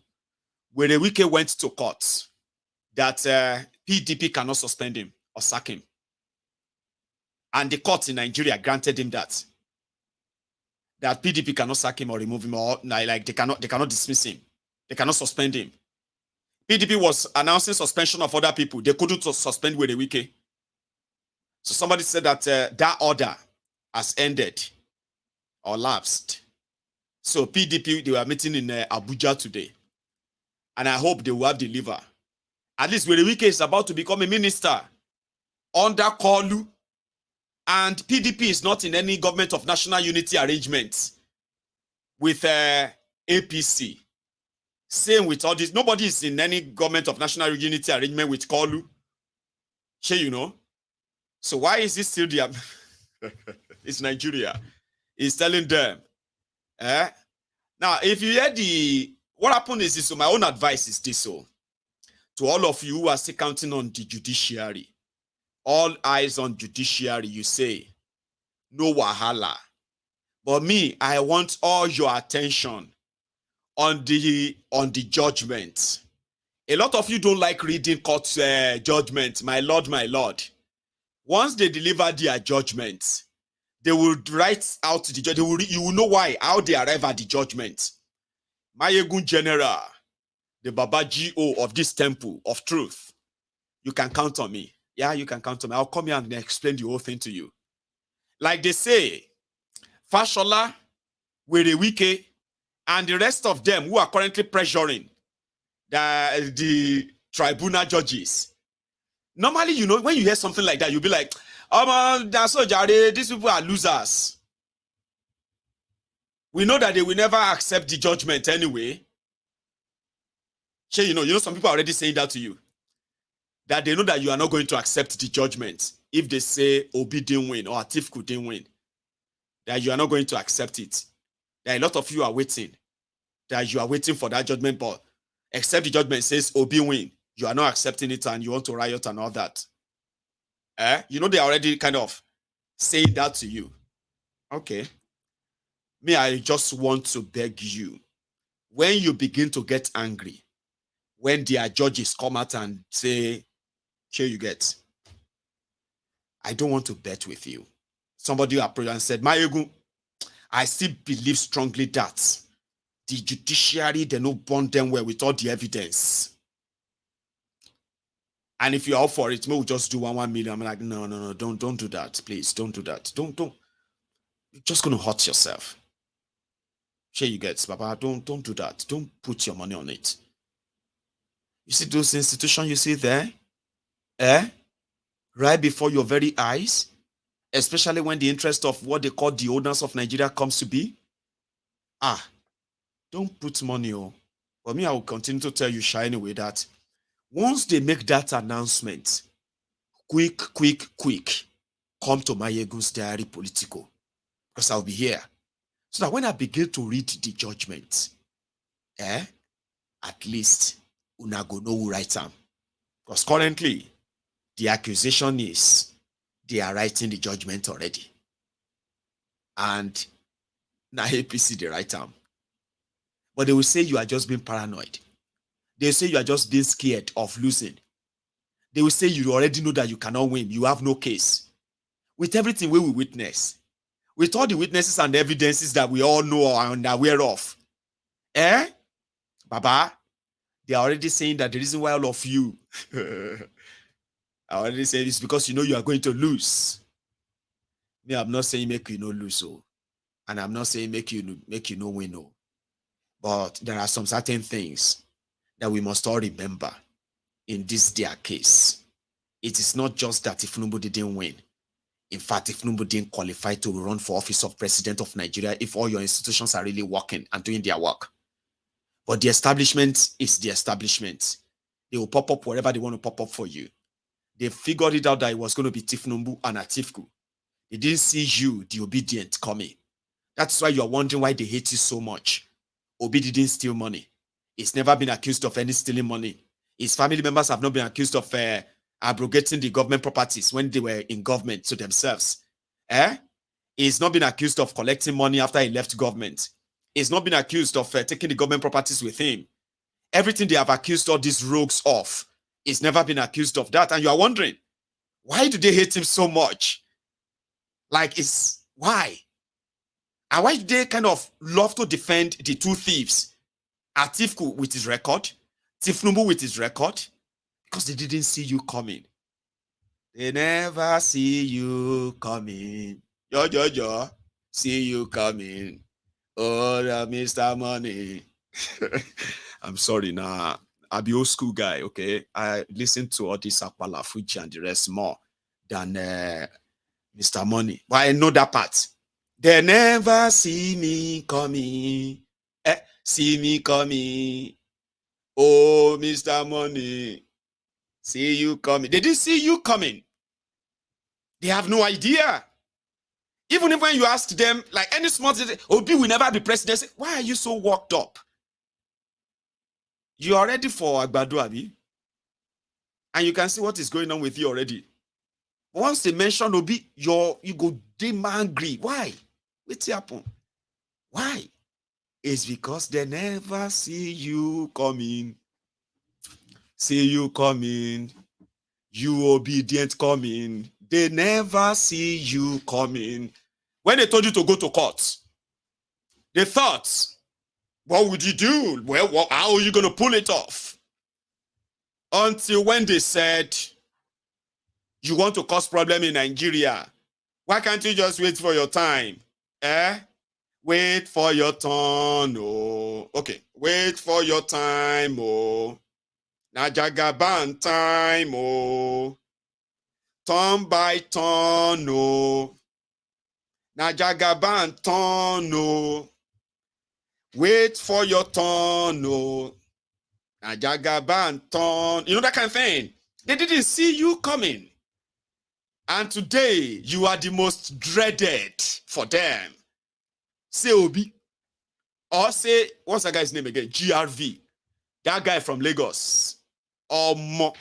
You go think say, now that guy, Papa, be the owner of Alpha Beta, collecting taxes from them in Lagos. That GRV guy. Go back to Anambra. You will never be governor in this place. You are Omale Yoruba. Shut up your mouth. Shut up. I said, is it the one to go buy any of they are looking for people to put their frustration on. Sure, you guys, you are like. Anyway, they didn't see you coming. And the bottom line is that there are still very much facts than fictions. And these facts have been presented to your judiciary. When they will write those judgments, they better include all of this inside them. Or else, obedient, what you go do? They say you know if you do anything. Nothing you go do. But they must not remove this evidence when they are writing their judgment. Tell Fashola, Esale, Barack Obama, Ajangbadi Albert Einstein. The fate of Nigeria is in the hands of the Presidential Election Tribunal. It will decide either to uphold the Constitution or save one maniac's political ambition. The fact is that Bola Tinubu is not qualified to contest election as president. His nomination violates the Constitution and should be nullified. By the Constitution, A candidate that nominates his vice president can only replace the vice president within 14 days. Any replacement of a vice president nominee after 14 days makes the entire nomination invalid. Tinubu first nominated Alhaji Masari as vice president. Masari withdrew from the nomination on June 24, 2022. Tinubu did not replace him until July 2022. This is 21 days, 7 days more than the mandatory 14 days for replacement. This violates Section 33 of the Electoral Act, which requires that any replacement of a vice president nomination must be within 14 days. The APM has proved these facts in the tribunal against Tinubu. In the past, the courts have nullified similar nominations. The law is the same. Section 142 of the Constitution requires the tribunal to nullify Tinubu's candidacy. The tribunal should uphold the Constitution by disqualifying Tinubu as it has done before. This is not politics. It is the Constitution. To become president, contrary to the law, is to carry out a coup against the Constitution. To allow Tinubu to remain in office or to participate in a rerun election is to violate Section 1 of the Constitution. We don't want to be like Niger and Mali, where disrespect for Constitution has led to coups and civil wars. Judges should save Nigeria. No one is above the law. Even under military dictatorship, jurists like Esho and Uwais upheld the rule of law despite threats to life. They believe in the rule of law, not the rule of force or privilege. All eyes are on the judiciary. We know that Tinubu's nomination violated the Constitution. He must be disqualified and removed from office. The tribunal must defend the Constitution, like the Kenyan Supreme Court, that in the face of threat nullified the election of President Uhuru Kenyatta. As Justice Oguntade advised, justice must be done, even if the heavens fall. When justice has been done, the heavens stay in place. The tribunal should do justice, and the heavens will not fall. Ó ti dójú ẹ̀ sẹ́yìn. Ó ti dójú ẹ̀ sẹ́yìn. Ó ti dójú ẹ̀ sẹ́yìn. Ó ti dójú ẹ̀ sẹ́yìn. Ó ti dójú ẹ̀ sẹ́yìn. Alhamdulillah. Alhamdulillah. Alhamdulillah. Alhamdulillah. Alhamdulillah Rabbil Alamin. Alhamdulillah Rabbil Alamin.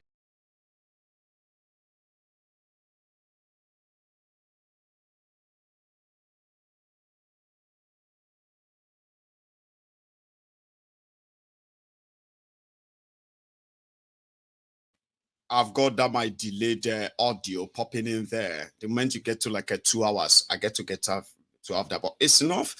I'm just gonna try take calls, okay? I'm gonna take calls.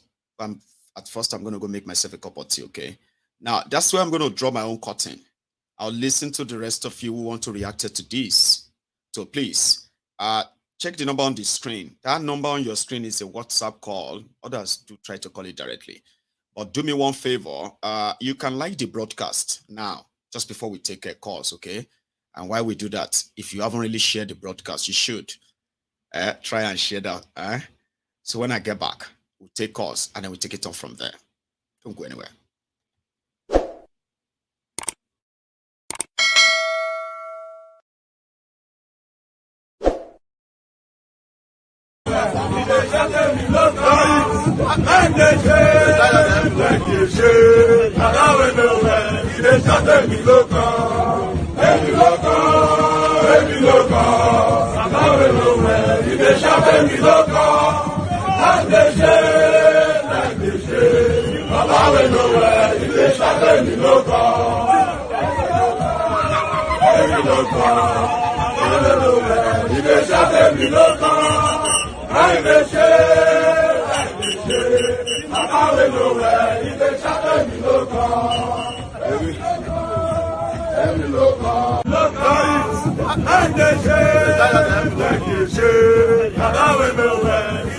èmi ló kàn, èmi ló kàn, èmi ló kàn. Bàbá mi ló wẹ̀, ilé ṣàfẹ́ mi ló kàn. Láìdéṣe, láìdéṣe. Bàbá mi ló wẹ̀, ilé ṣàfẹ́ mi ló kàn. Èmi ló kàn, èmi ló wẹ̀, ilé ṣàfẹ́ mi ló kàn. Láìdéṣe, láìdéṣe.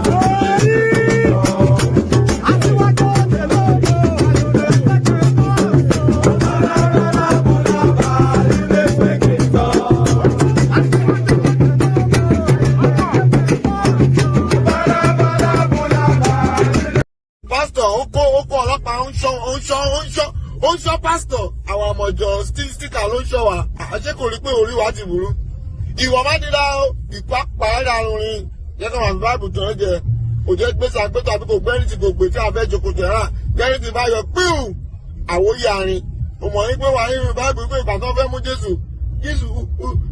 Jésù kọjá ní àárín òun ògèrí Jésù kí ni Jésù lò àfẹ́ rí ló lò ìwọ má dídá ayé bàjẹ́ Pastor. Thank you so much to all of you who indeed went there to go and give your offering. Your offering on this platform is to like the broadcast, okay? You need to like it. And that will show that you are here, okay? And thank you to everybody who has done that. Now, I have a caller. Do I? Yes, I do. Hello there. Hello, Maiyegun. Good evening. Ifeanyi, is that you? Yeah, it's me. It's me. Good evening. Becoming regular now. First caller. Yeah. I'm trying. Please. Yeah, today you talked so well today. It was great. Thank you very much. Thank you. Very, very great. Listening to you today, it felt different. Really? Like you talked to all of us directly. So thank you. Whichever part of the divide you belong to, today felt different. You said a lot of things that made lots of sense in so many ways. Beautiful. Maiyegun, and I want to hear your part too. Please go on. There is something else I'm thinking in the whole thing. Right. Maiyegun, yes. It's rational that everybody should love education, right? Obviously, I would say, yeah.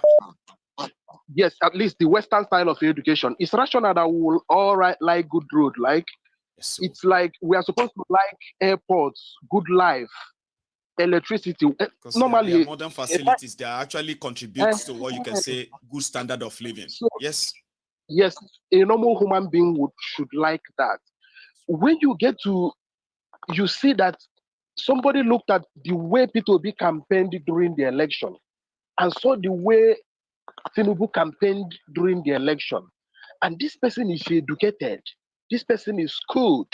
This person, at least, attended have a certain level of education attached to their life. And that person is telling you that it is more beneficial to him to vote for that Tinubu that campaigned this few months ago than the P2B that campaigned few months ago. There is something wrong somewhere if you think about it correctly. Totally. There is something wrong about it correctly. You know, I mean, see the man, today strategies too. See the strategy so far. Now the strategy. That's the thing. No, assuming he was a strategist around 99 or something. I might not even start arguing that. But what I'm saying is that the man that could not stand up during the campaign election, the man that could not say anything, the man that was in Osun State asking where he is, the man he doesn't make sense anywhere.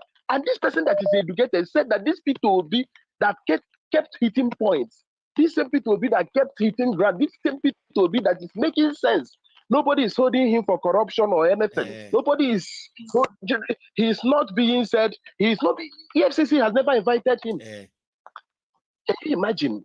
Somebody ruled Nigeria 8 years. Thank God though that we've dodged a bullet. I'm like, you didn't dodge a bullet. You dodged a bullet and hit RPG, Abi. Good luck to that. That's the thing. So, and then you ask somebody, why are you saying this? The person will tell you, Tinubu did this in Lagos. Why didn't P2B do it in Anambra State?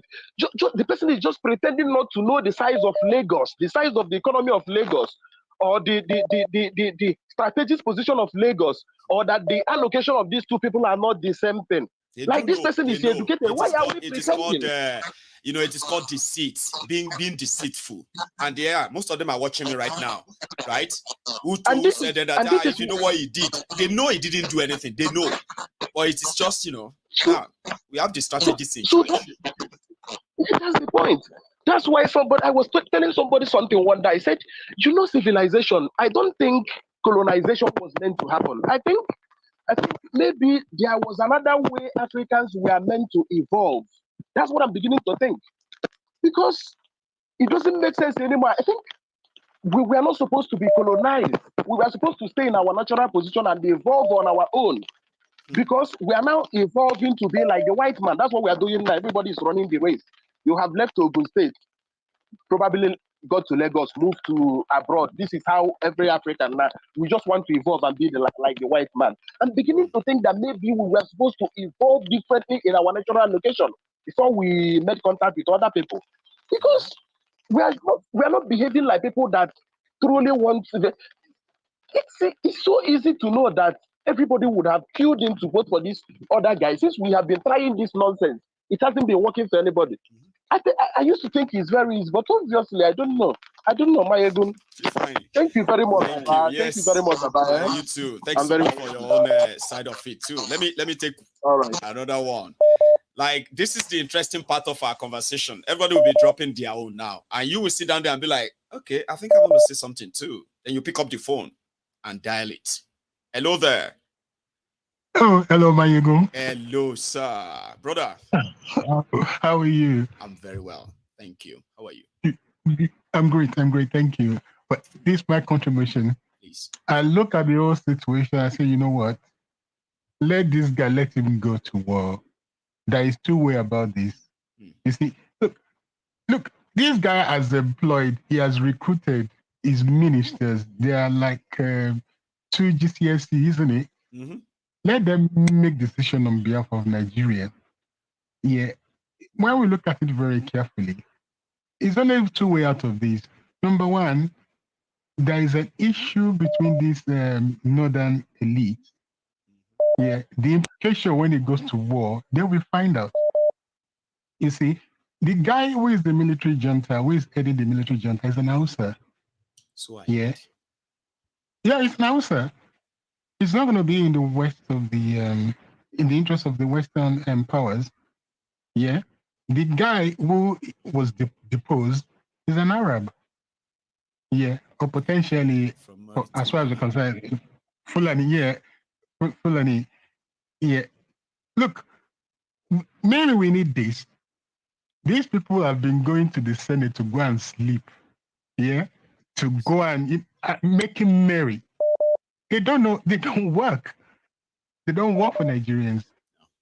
So maybe we need this war for one or two reasons. We need something that is going to sort of bring us together. When I say bring us together, I'm talking about the Biafrans, the Oduduwans. Yeah. But if you think carefully how Nigeria was brought together, it was first of all the southern part of Nigeria, and then it was the northern part of Nigeria. That's how they merged Nigeria together. If Nigeria is going to collapse, and if it's to collapse, we need to come together. This is no brainer. And that's the only way we have, chances of surviving the fallout, or how to even make it happen. If the Senate comes together, we have the middle belt. they have the option to join us. You know that one with the anyway. They're already detaching themselves. Absolutely. They're not northerners. They're not northerners. No, we're not northerners. Absolutely. Absolutely. And you know this Asari Dokubo, whatever he call himself, he will become irrelevant. He has the option to either shut his mouth and be with us. Yeah.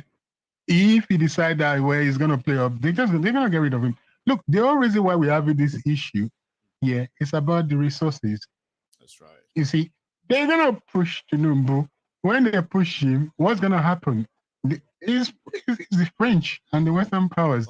If it does right now, I think what the National Assembly just did is not to say yes or say no, but the Northerners have made their position known that they are not in support of it. So the National Assembly is not saying no or yes right now. It's like, you know what, go ahead, but use diplomacy. Don't use, don't use strength and all that, which means we may we may wake up tomorrow and then they will explain it to us and said they are still going ahead. Or, I don't know. Or I actually no, she does. They're never in support. Can they be in support? They are busy stealing. That's what they do best. If this guy go to war, this issue of stealing will come to suddenly they will have to sit down tight, to even let's say that people with common sense anyway, maybe they will now sit down. But we have people with 2 GCSE, with 2 GCE, and the ones that they can't even find their certificate. These are the people in cabinet. They can't make any meaningful decision. Absolutely. So that's going to be chaos. The whole gist of the matter is that, look, Nigeria fall on its face. You see, oh, sorry. Oh, that's incoming call now. I'm going to leave you to it because I just come to the close of your own time. But I have another caller too. Hello. Hello, Maiyegun. Hello, sir.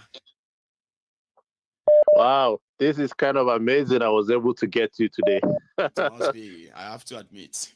How are you doing, sir? Yeah, but I'm doing very good. I have listened to your program for a while, and I tried like a couple of times calling, and it was like just passing through the eyes of a needle. I know. Until one has to like give up and say, you know what, I'll try next time. I can imagine. Yeah, I'm in glad fact, you got through tonight. I mean, like you got through. Yeah, I was even surprised. Like it seems so unreal to me now. I was thinking maybe this is a mistake. Oh, yeah, well, here we are. Well, there's always a first time, Yeah. So just to say, I appreciate you and I appreciate your program. Yeah, my name is Johnson. I'm actually calling from Utah. Oh, bless you. You'll be my first caller from Utah, by the way, and that will make me remember very much. Oh, okay. Well, that's awesome then. Yes, so I mean, like, I won't forget that. Even if I kind of mix up the name later, I'll remember my Utah, my Utah friend. So yeah, okay. Thanks so much. That's awesome. Peace. Okay, yeah. Let me just make a couple of contributions. I know people are trying to reach you now. As usual. Well, go ahead. Take your time. Oh, okay. Yeah. I just wanted to say the first time I learned Chief Tinubu have actually sent the letter to the Senate. I was saying that to my friend because I used to join them like on these Twitter spaces. Right. So I told them, I was like, this to me is going to be a test mark because we know the National Assembly are rubber stamp for Chief Tinubu, but the northern people that I know, because Niger, they have more affiliation in terms of, if you look at maybe in terms of a country, they see Niger more closer to them than even some part of maybe southern Nigeria, people from southern Nigeria. Just be very blunt with it, Johnson, right? They see Nigerians as more, their own relative than they see the other part of Nigeria. Not even the Middle Beltans are treated as northerners the way they treat Nigerians, in all honesty. We must admit. Exactly correct. Yeah, because I was born and brought up in the north. Oh. Yeah, so I grew up in the north. I even not understand some of the Niger dialects and the Fulani dialects. So while I was in Lagos, some of these mopoles guarding a bank, So the guy was making a call and he was actually speaking Niger. So and I told a friend of mine that I was actually with him, and I was like, Kayode, this guy is speaking Niger. This is a Mopole guy, but he's speaking Niger. Yeah, so he was like, how do you know? Everybody just take them like they're all Northerners. Speaking Northern or Hausa. That's to us. So every time they speak, we just be like, they're speaking Hausa. Not until I grew up. I realized that they speak more other languages in the North. Yeah, they speak a lot of other languages in the North. There are a lot of other languages in the North that is just not just Hausa. Hausa is more like kind of a general language everyone speaks. They're popular, yeah. So, and this is also the same thing in Nigerian military. Like the soldiers that will be going to fight, a lot of those soldiers are going to be Niger. So you can imagine them going to kill their kindred, like maybe their relatives, So it's going to be a very hard one for Tinubu to actually carry it out. I mean, I would. I'm not a strategist, okay, but I am not as stupid as somebody who is the president of Nigeria. Not to know that what you just said right now. Like almost average Nigerians know all of these things. Like, you're supposed to weigh all these options for somebody they call a strategist. Not so at all, and it's just been told now. He's having his nose bruised right now, and his reaction is what we're waiting for next. Would he just take it? Go on. Yeah, even if you look at the insurgency they are having with Boko Haram, you see they have what do they call it? Sabotage from within, whereby someone from within the military will leak the information to Boko Haram. And these Boko Haram guys will go ambush Nigerian military. And that is how they killed a lot of Nigerian military, especially those from the southern Nigeria. That's right.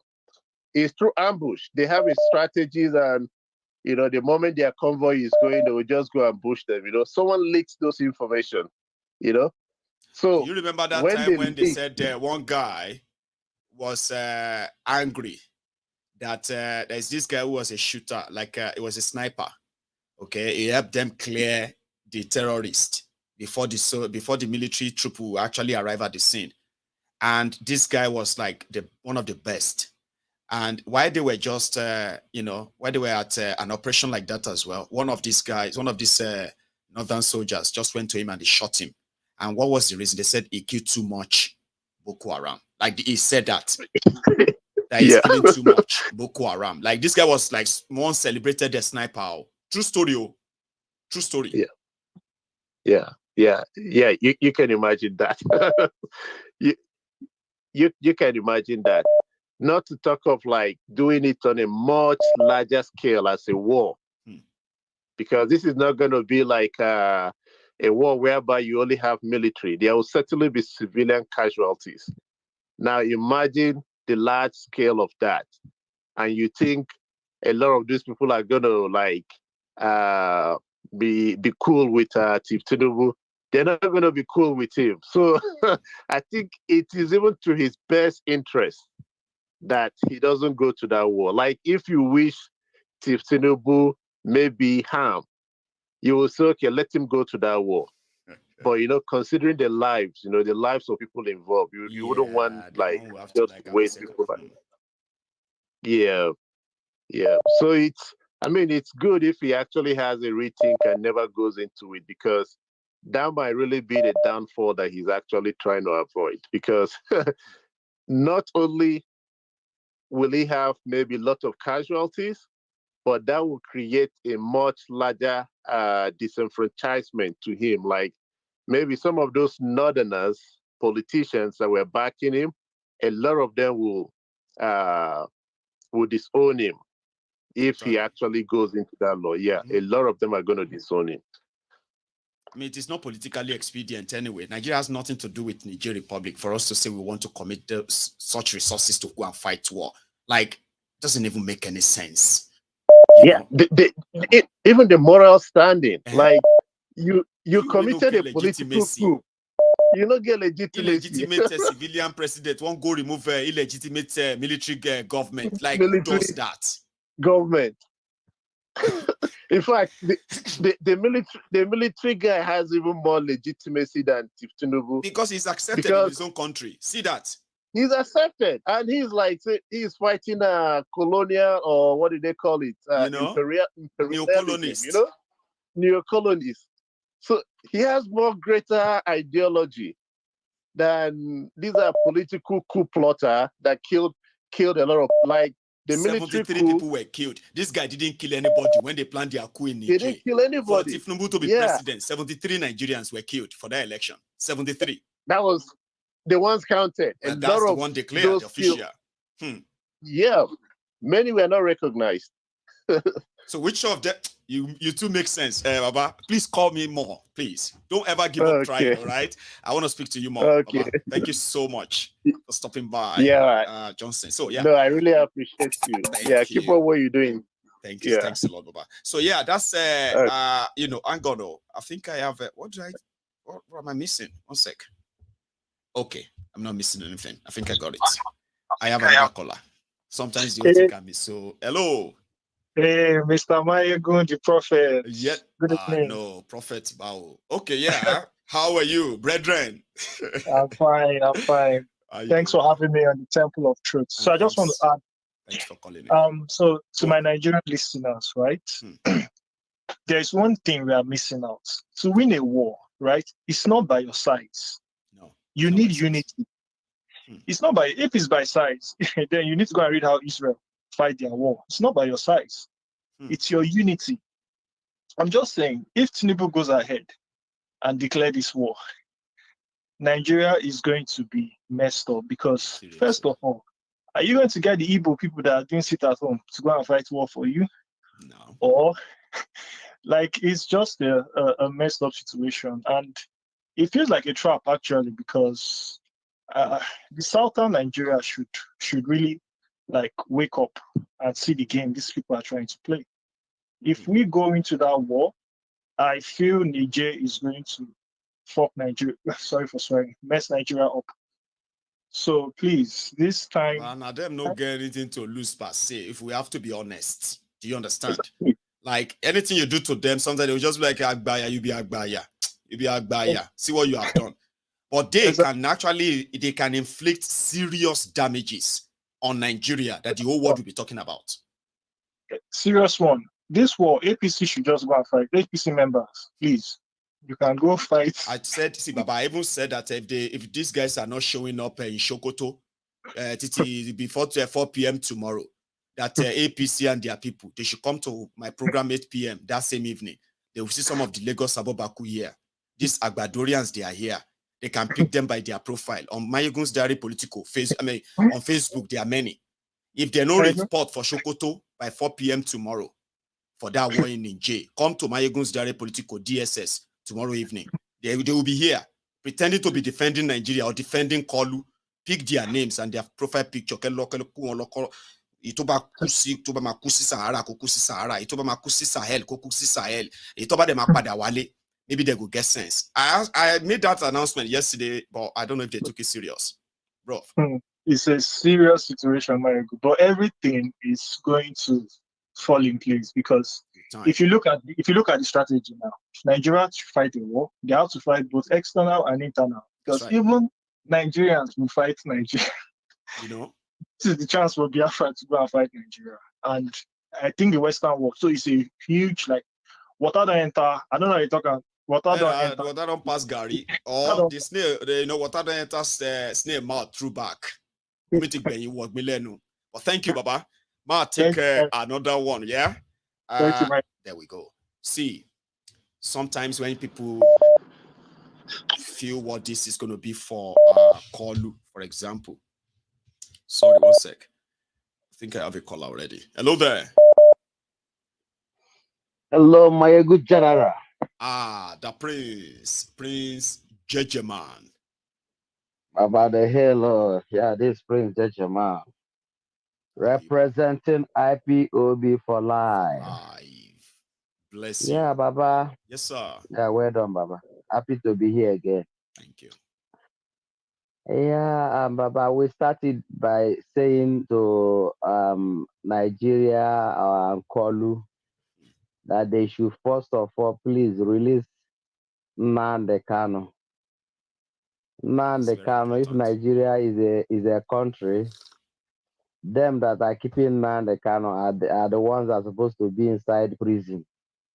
If Nigeria is a country, okay. So they should release Nnamdi Kanu now. Everybody should. That should be the subject matter, not Niger. Okay.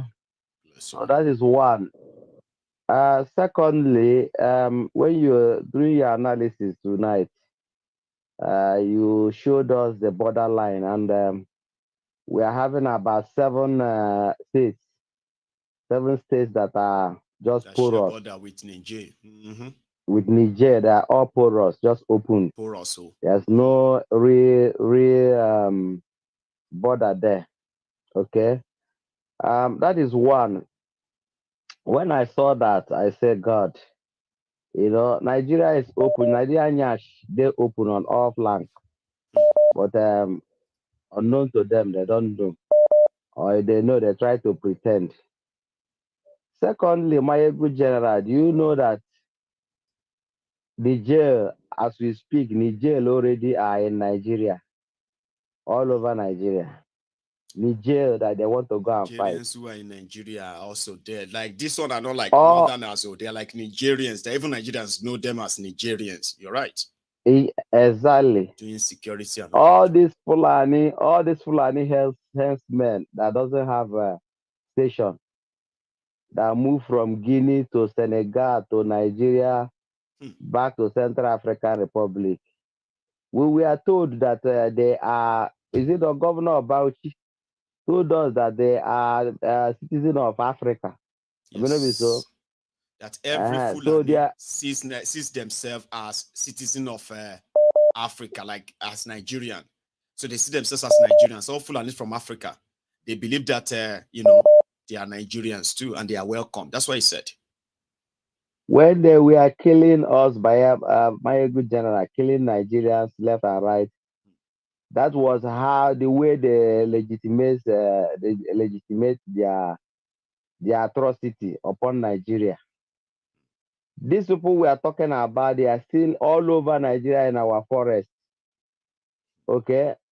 Some of the color, one of the color scratched it on the surface when it was when you were in Tajet and you are telling him about the soldier, a sniper, who was fighting on the front, and a Boko Haram, repentant Boko Haram, was shooting him from behind.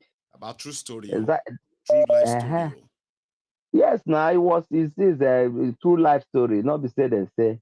And the reason, they didn't even hide the reason. It wasn't accidental discharge. The guy who killed him, he was arrested quickly. And he said because that guy, they killed too many Boko Haram. They killed too much Boko Haram. Okay. So these Fulani herdsmen from Niger, they are all over Nigeria. Boko Haram, majority of them are Niger. And you know that Nigerian army, most of Nigerian army are Nigerians. Yeah. They are all these repentant Boko Haram, about how many thousand, 7,000 plus you mentioned that day, or 13,000. All these people, they spread them throughout all Nigerian armed forces. You see? And they are the people that are guiding all this, our VIP. You see, these people, they don't know what they've set themselves up. That's why you see, Biafrans are into commerce. That's why we cannot collaborate with this terrorism. Official state sponsors terrorism. You cannot go along with a business people. You understand? Maiyegun General, let them go and fight. We are encouraging Kolu. He should go and do the fight. But they've told him to use diplomacy. To use diplomacy now. If he wake up tomorrow and still continue with his exercise, we'll go see how the whole world react then. If he use diplomacy, his power won't be complete. You know, he's now almighty Nigeria president. You understand? Only the legitimate president. a giant of Africa. You know, that is one pride to him. Then the second pride is that now he went to ECOWAS, bribed them. As a bribe Nigerian Mumu INEC chairman. He went to ECOWAS also, bribed them. All these criminal leaders, they too, they give him ECOWAS. Now he's going to show the world that he's very, very strong. He's a powerful guy. So go. Well, it's very, very powerful. Prince, this whole thing don't make sense. That's what people are saying. Could you now believe that the even work. Londoners were celebrating that he has been defeated? Can you believe that? Like they are saying Tinubu has been defeated. Babana dementia, the worry Babana. I'm like, that was so fast. Now dementia, the worry dementia. You don't say person where dementia, the worry, as you used to say, person there for house, are the light no there. Light day, but person no day house. Light you day, go there, you go see no window, like say light day inside this house, so or nobody day house. Now, Nigeria, whether I go Niger or you know get Niger, you see disaster where they come up. disaster where they come upon Nigeria about Maiyegun. He still making press up. Whether I go Niger, go fight or you know go. With this how they begin the waka, the crawl, they come. And now you know this now try and error that they do since student loan. Oh, sorry, not yet. Increase student fees. Oh, subsidy gone. Oh yeah, 8,000 naira. No, 8,000 naira call. We'll give you more. You know what I mean? Like try and error. Live of over 200. Please. Live over 200 million people. They take and they play it's quite unfortunate, Maiyegun General. We are everybody that have sense now to know that Nigeria is a time bomb. Everybody should just be talking. Every topic on all platforms should be on how to dissolve Nigeria peacefully so that people will continue. People should not continue dying unnecessarily as people are dying. Every day, Nigeria lost not less than 100. Let's just put it on average. 100 people die every day. Everybody is We're not dying. talking of people that are killed by malaria, typhoid. We're not talking of people that are killed on the road of accidents. We are not talking kidnappers, the one they kill. We're not talking of ritualists, the one they killed. No security. You are just on your own. You understand? Thank you so much, Prince. I mean, God that reminds me of everybody is dying. Pressure is. You remember that video, Prince? Yes, our popular video. I beg that video. Them. Thank you very much. I'll take another one. You have a good one. Yeah, God bless you. Many people are in the bank because many people are dying. Everything are doing. Pressure ti wà. Maso Yoruba. Gbogbo nǹkan ṣẹlẹ̀.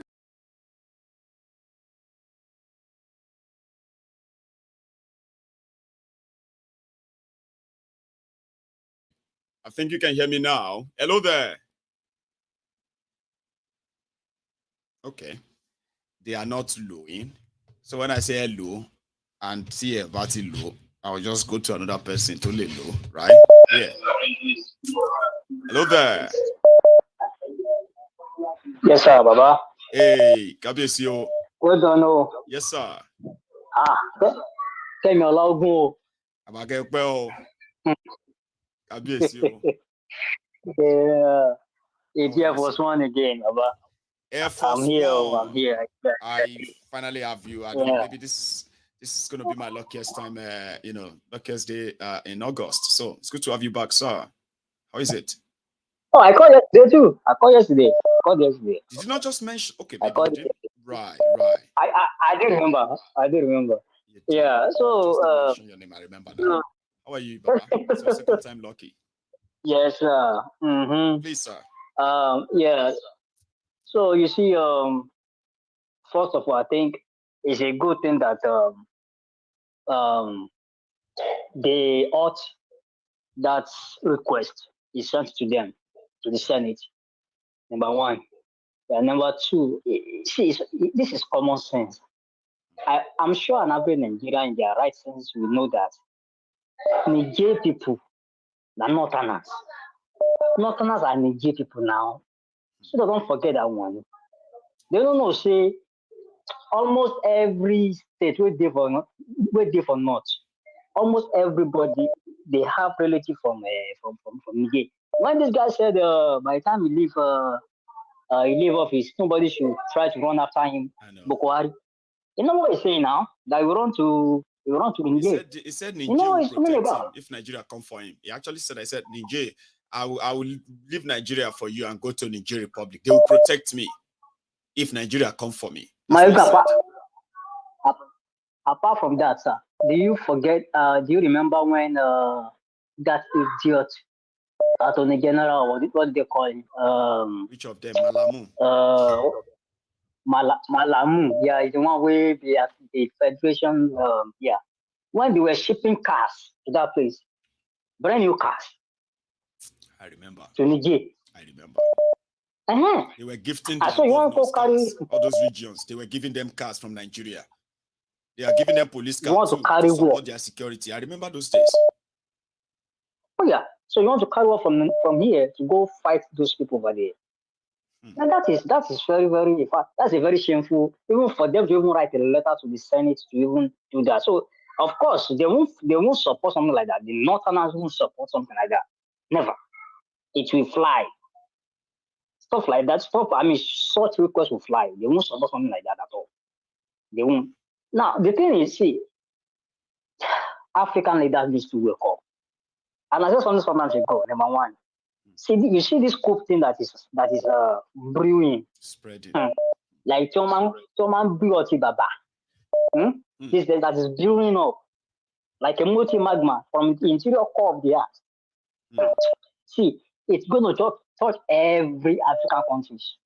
I mean, Nigeria is probably due for one. If things continue like this. No, we're already, in fact, we are overdue. We're overdue. We're overdue, and it's going to happen very, very soon. Because they are not even, the leaders they are so selfish, they are so greedy. They don't care about the masses, about the citizen of that fellow, that same country they govern. Because look at all these little kids by the roadside begging for hands. Why Senate and reps high marking 70 billion naira for themselves? 110 billion. Also, you increase your salary by 140%. And you are sleeping comfortably in your house. This is in fact, look, honestly speaking, I don't know. Despite all the things that Nigeria is facing, somebody is about to commit billions upon billions of Nigeria money to a war that doesn't concern us. How worse can it get? No, like you've said before, and also many callers, some of them. See, the idea of this whole brouhaha, when it's come to Niger, coup d'etat or whatever is that, they want to find a way, because see, the Western world, this is what they do. This is what they do. They'll find a way to, what they're trying to do right now is to find a way to African country like Nigeria, what other country wants to join Nigeria? Ghana, maybe all other countries that I can't remember right now. You've got Sierra Leone, you've got Liberia, you've got Gambia, you've got Guinea, you've got Mali, all this. It's like they want to throw the entire region into a serious, endless war. And it will just be us, like bombing our cities one by one. So they will turn our back on each other, number one, okay? And they will pull back. And they will act as if they are not the ones behind all this predicament. And the fight will start. Now, how in the world is Africa as a nation, as a continent, okay, with all these resources, and we are still sovereign, like abject poverty, like serious abject poverty, big time. Is it not high time for all these African leaders to come to their sense or this realization that they need to become one and fight all these Western colonial master, whatever they call them? It's like this is an opportunity for us. This is opportunity for us. Remember all these three countries now, they cut off French. Why can't we also cut off UK and London, whatever, and UK and Britain, America? and all of that, yeah. See, if you are coming to our continent to take our resources, and in return, we are also getting the right thing. Our infrastructures are being developed, things are working for us. That is different about game. But you are coming to in. come and stay here and their family in your countries when they steal from us. Once they come here, send them back. Don't allow the thieves to bring their loot here. Not just like developers, but cut out all the criminals. Don't abort them. Unfortunately. Mr. Maiyegun, we haven't seen we ain't seen nothing yet. We ain't I'm seen telling you nothing because yet. yes, we ain't seen nothing yet. I'll take another one, sir. Mario last year, Egun Bolono. It also got press up like warm up last Sunday. The real show is yet to happen. Wow. Judiciary better save them or else. Everybody, man. Now I have here Yima, is that you? Baba. Oh, Baba. How you doing, Baba? Oh, Baba. Ekaleo. We just like same old though. It's good to hear from you. Baba, I'm well. I just been there on the underground, just listen, to observe. Don't be so everybody they do this. I mean, these days, just to observe from far. From far. Call who won't carry us enter war, Abi. For Niger. Hey, all right. No problem.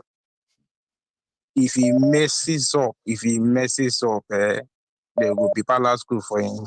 He will face palace school street because those northerners don't joke. Ije is their brother.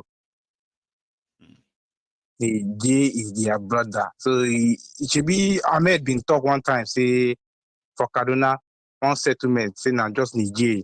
People did there. I remember. You will face internal struggle first before you come. Those people you send go there. Nobody will come back. You don't play around there. You're just messing up. And if he makes that mistake and sends those people there, oh boy. Niger no be what's they call them? A small place which we just enter. Once in and once out. No. Well, how many soldiers? A battleground. And these are just tiny borders with Nigeria. You see that place they call Malame, Fatori, Nigeria, Faida, Jimba, all these places. So you see that Boso, those who are living from that Malama, Fatori, and Boso like that, they are like just a stone throw distance. So the Nigerian soldiers around that place and Nigerian soldiers on the other side, they kind of always exchange stuffs from across the border. You never finish fighting Boko Haram. Shoot themselves, kill themselves there, like finish themselves. You never finish fighting Boko Haram for your own territory. You go another man's territory to go fight them for your own territory. Come on. Come on. It doesn't make sense now. Nigeria has no business going anywhere near Niger. If Niger, who are you going to fight? Who are you going to fight? The whole country? It doesn't make any sense. Kolo should not make that mistake for his own. Anybody with the advice I may go there, I beg. It's an expensive joke on Nigeria. Please, you never finish your own problems. You won't go enter another man's territory. See, who do you want to install? These people that are celebrating the coup guy. You go return them to them. You want to return their shege. Come on, their shege for them. You won't go return their shege. You know what? Okay, Shebi, you don't tell them. You know what one soldier told me, Yima? He said, the people, you cannot go into a country, right? That the people support those who are in government in their country. You can't go in there because you'll be fighting the people, not even the government. And how do you go? That's the first question. How do you even pass? That's the first question he should ask himself. Right. That's the first question he should ask himself. So DSS and recruiters, army recruiters, call Maiyegun Facebook. Anybody defending made them go. You know, made a report. There are many. Made a report. Some of them in Nigeria. Those ones, the Olori Brukus, where they deceive the Olori home base. Those ones are diaspora and Olori Brukus. who ran away from Nigeria because of what Nigeria did to all of us. Now they are comfortable abroad. They are now deceiving the home base, the Lori Brukus, and Nigeria will be better one day. Made the reports. Made the reports. But there are some zombies. Yeah, within Nigeria. Go. Made a report there. I am Buru Bakawe. I beg. Good night. You should have a wonderful evening, okay, Baba? Good night, Maiyegun. Nice one, man. So that's a Jima Gudu, my TV brother from Benin. Yeah. Hello. Yeah. Maiyegun General. Yes, sir. Yeah. Lucky to catch you up. Again. This, as I'm talking to you, I'm using 3 gadgets. One to hear you, and laptop watching you. Over 3 years. This is my first time of getting you online. Edit speaking.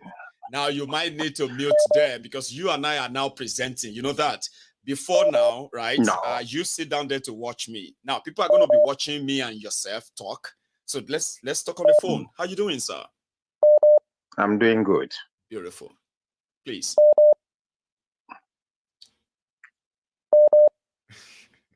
Yes, I can hear you relating what you spoke before now. You get what I mean? So you will need to leave that broadcast and just concentrate on the phone, or else, right? We are going to be having a break. Yeah.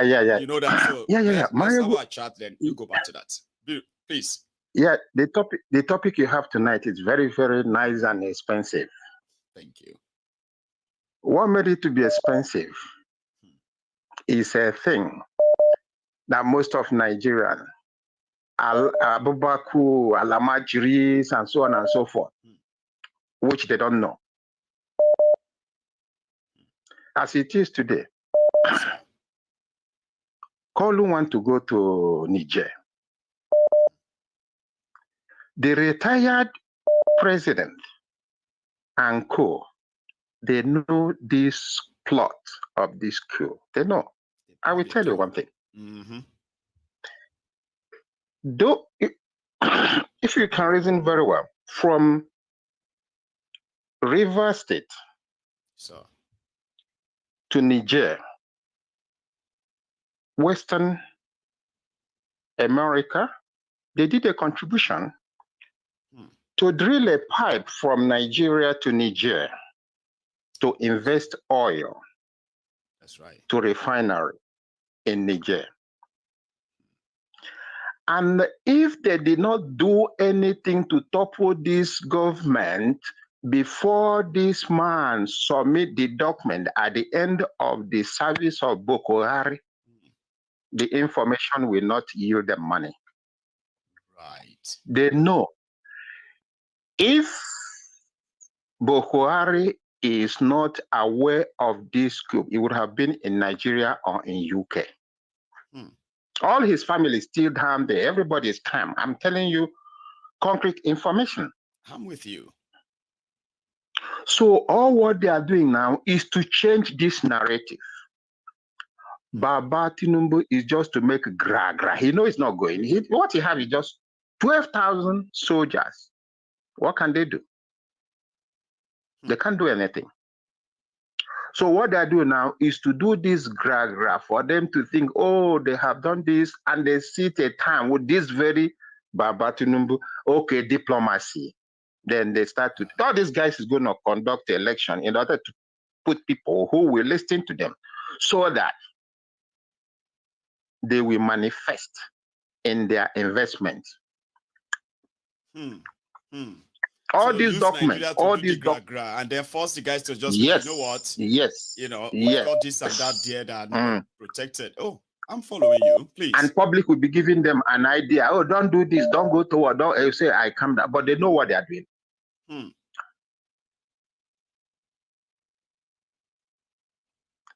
That's some theory there you just dropped, I would say. Typical theory. You know, if you follow it up, you're gonna see at the end. All of this together, right? It will all come down to one thing.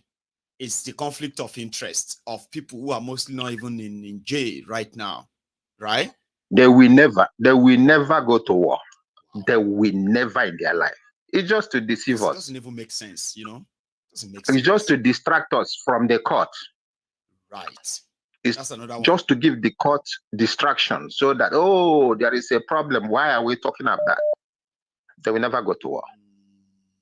Do you know what I just seen in that theory of yours is this, right?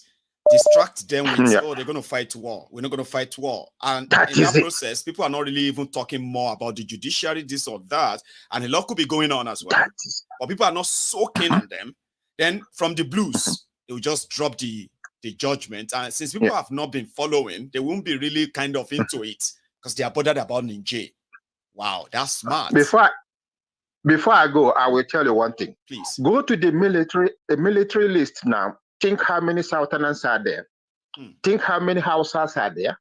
And think the foreigners, the Nigers that are there. 70%, the rest are those administrative military soldiers. Wow. Well, thank you so much for sharing this with us, okay? And I hope, I just say this to everybody who finally call in after years of watching Maiyegun. I can only imagine what has finally prompted you to say, you know what, I'm going to call in and add to this convo. So thank you. And I hope you do that. Thank you too. You should have a good night. Remember blessed. Yes, remember. Bye-bye. Thank you. Now, I have another caller. We are just about 20 minutes to the end of this program. Thank you to all of you who have been here all night. Here is my caller. Hello. Hello, Baba. Hello, Mr. Maiyegun. Hello, milady. I've got two. It's going to be like 2 in 1. I love that. How are you doing, madam? I'm not really into politics. Okay. But I've been watching you since 2020. During the COVID. And my daughter, she's 2 years old now. She said, mommy is for daddy. Because it's not that it's daddy that is watching Maiyegun, right? Not me. So we just be like, daddy's, like to see that this friend is on, is live. That's amazing. Yes. How are you? It's like, how are you doing, all of you? We are okay. We really appreciate what you are really trying. You have strength. You have strength. May God bless you and guide you in God's name. Thank you, ma. Thank you so much. And you know something I love is that what I've come to realize is somehow Maiyegun's diary program does actually bring families together. I've had people who say, evening time when I'm in, like my husband, I know that's what keeps me, that's what keeps him awake or stay up every evening. And at the end of the day, we have the ladies who are now loving and liking politics conversation and all that. That's some improvement. Thank you. As you say, I like one thing I like about your show when you say, "Oh, you know," when you put the advert. We will work with you, Lori Ro. I know. Thank you so much. Let me talk, please. Baba, I know it's twinning, like it's like a double shot, right? So it's your shot now. How you doing, Baba? Yeah, I'm okay. I'm a Rusa from France. And really, please, from Edo State. The thing is, you understand, I've been watching you since Train Scholar tonight. I watch your program all the time. Share it. I do everything, with your shows because I think I am your biggest fan because I always have arguments with most of my friends, you understand, not that I try to convince them, they won't hear, like they should just take a peep, you understand, just watch you for 5 minutes because you have the strength, you understand, to convince, you understand, you know what a Rubik's cube is, you know a Rubik's cube, you know what it is? Mm-hmm. Yeah. You know you have to put the colors, you understand, in place in all the sides. This is what you do with the Nigerian brain, you understand, those that their brain is not working anymore.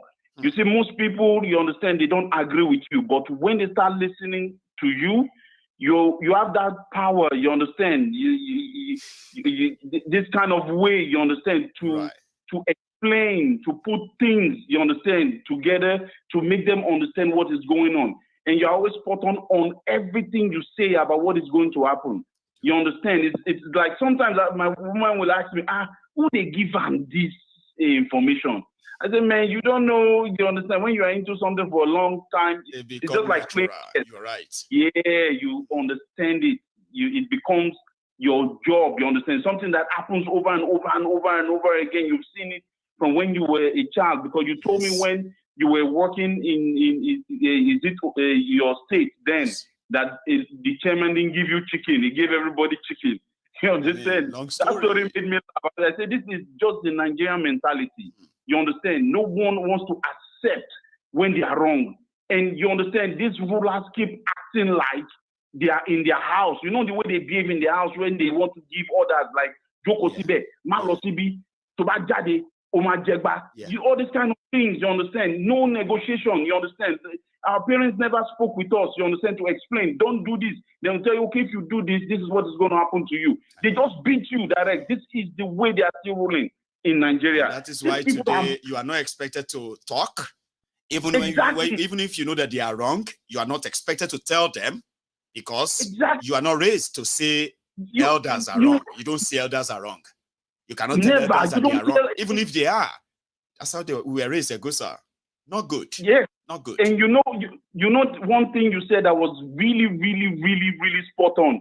You said one thing. You said it some years back. You said you know that someone who is stupid and it told Logbon Lori, and you know she mandagba. Is this thing now? They are like respect elders, respect elders. Exactly. About foolish people serve, they grow old. They grow old. So if I be stupid person right now, at the age of 18, 20, 25, they say, oh, you are stupid, you are stupid. So one day when I don't turn 60 now, because I don't turn 60 now, me say I don't smart. What if I'm still 60 years old, stupid 60 years old man? You will not be also grow old. Yes, I said that. Your life don't finish, but let me give others chance to talk. But I'm able to get you today because there's something I want to touch on. Yes. And that is the story of Rebecca. I'm not going to do it today. I have something I really want to say, and I know a lot of people are listening. Yes. And I will say, I can give you like 5 minutes if you can just give a summary of what you have in mind. That may actually encourage me to go deep and do something on it. Go on. My issue about that girl that was slaughtered, you understand, that was killed. Yeah, Deborah, that girl. I have a daughter. You know, my thing is, when I saw that thing, I really was pained, and I had water, just in my eye, but I held it back. I was so in pain. And I was imagining one thing. I said, I'm a temperamental person. My wife tries a lot, you understand, in the way, you understand, she does things with me. And you too, you said it one day too, that you too, you are a very temperamental person when it comes. And that's why I'm like, you understand? People shouldn't, if I sound so nice now, I love the way you talk. I may turn on tomorrow and I'll start talking in a way that actually suits how I feel. And you'll be like, oh my God, see Maiyegun. I thought this Maiyegun was like, and that's why I keep saying it to people. I'm working on it. Exactly. Yeah, someone should work on it. So what I'm saying about that girl is, that girl was stoned, beaten, you understand, and burnt alive. That is a girl who had a future. You understand? How can you say religion pushed you to do that? You understand? Which religion will tell you that anybody, you understand, that because you said something about something, then the person said something about your prophet, then you have to stone, beat, and kill, and burn her alive.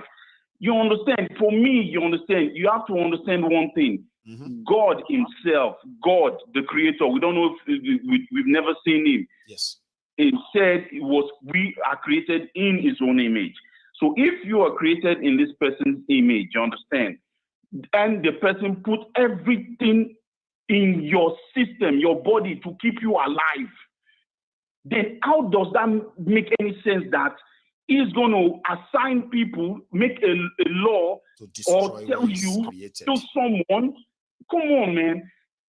Just imagine you never created anything in your life, you understand? But you have a daughter. You have your own daughter, you understand? But you see how you cherish that child.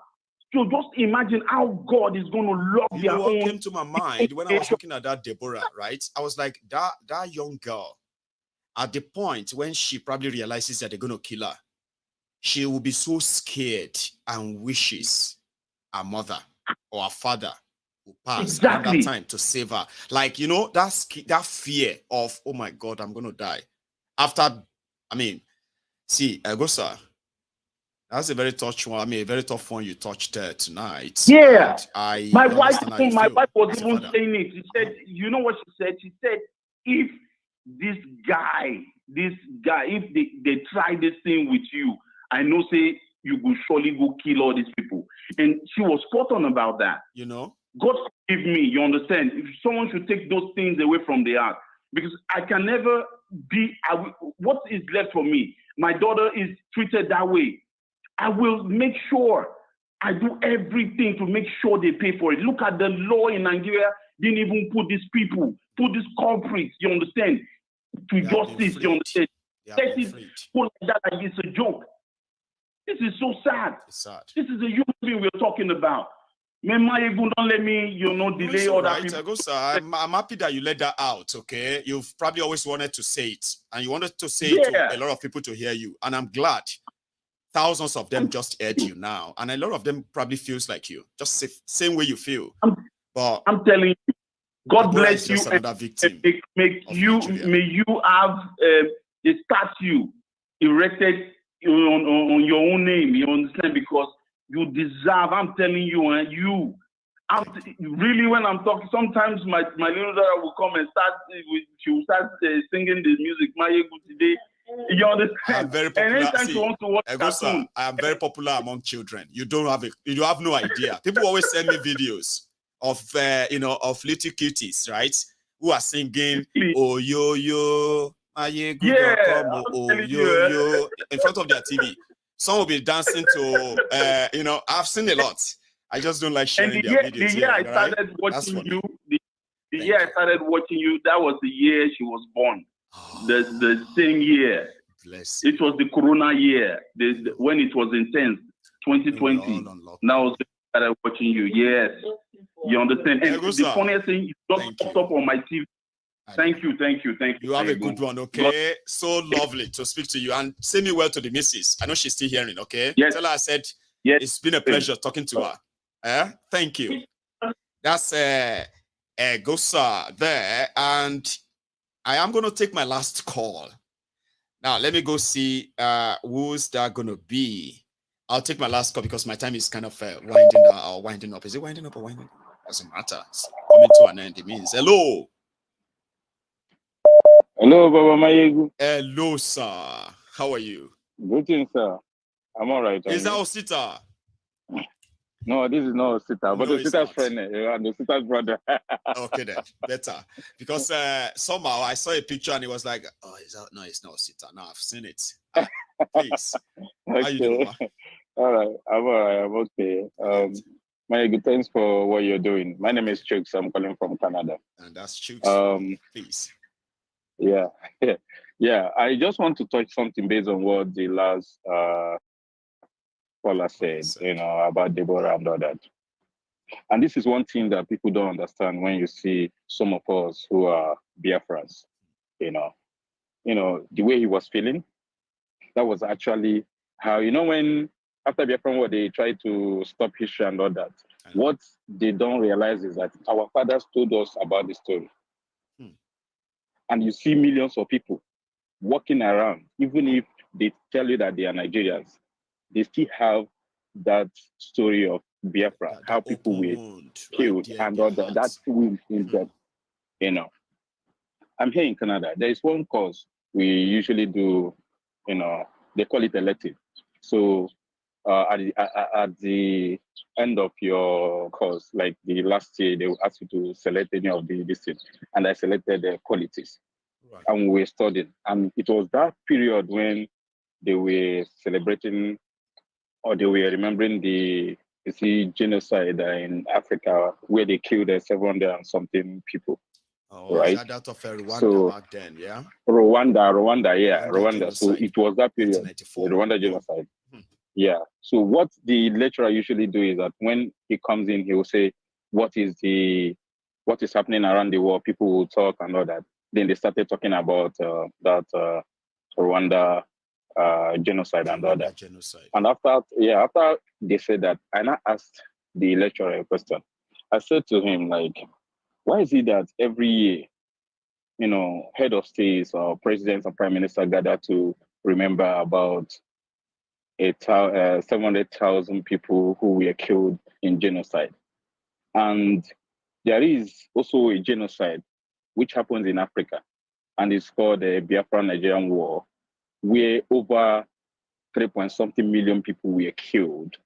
Nobody's talking about it. I say it's not even how that people were killed, it's how they were killed. Yes. That people died out of hunger. They were starved to death, children, kids, and all that. What? I was marveled when this guy started telling me things about Biafran War, even things I didn't know. These people know every damn thing that happened during that war. They do. Do you understand me? So, and you know how, as in students are people who have never heard something like that. They were like, they picked interest in that discussion. Yeah, like what? Do you understand me? They were like, yeah, something like that too. Happened. Really? Yeah, I'm telling you, for more than 45 minutes, we were discussing about it. You understand me? So I just said it because, when this previous caller said something about how Deborah will be feeling at that point, when she remembered that I'm gonna die and all that, I understood it very well. Do you understand me? Even as I am, Maiyegun, I will never forgive Nigeria for what my dad told me about Biafran War. I will never. I'm telling you, as I am, I'm from Abia State. I will never in my life buy any property outside Igbo State because my father lost his property as a result of that Biafran War. And he was singing it as a story because he was telling us that if I had bought that land in Umuahia or bought that property in Umuahia, I wouldn't have lost it. I wouldn't. You wouldn't have. So, Maiyegun, thank you for what you're doing, but I'm just, the only reason why I just you and Egosa tonight yeah. just decided to take us through this emotional lane or route in a way, just to get us to play or kind of a picture the destruction that Nigeria has brought upon people who are supposed to be Nigerians, and replaying them and seeing that none of them has ever actually gotten any justice, and they would likely never get any justice. For that breaks out. And somebody wants to tell us, let's just move forward. Who moves forward like that? Who does that? No. It doesn't work that way. Thank you very much for what you're doing. Thank you so much, and promise me you're not going to change that profile picture anytime soon, okay? So I'll master it. I know it's you, right? So thank you very much. Thank you very much. Stay safe, all the best. Now that's Chooks from Canada, and that is also where I'm going to draw the curtains as well. Okay, thank you, every one of you. Those who share their own story, those who share their own perspective of this. Remember, we don't always have to agree, okay? But at the end of the day, from my own point of view, right, which is to say, we all have a common enemy. It is the establishment that is put in place to work against us. Now, the trajectory they've been taking Nigeria in the last 8 years brought Nigeria to this state. Now, another sick old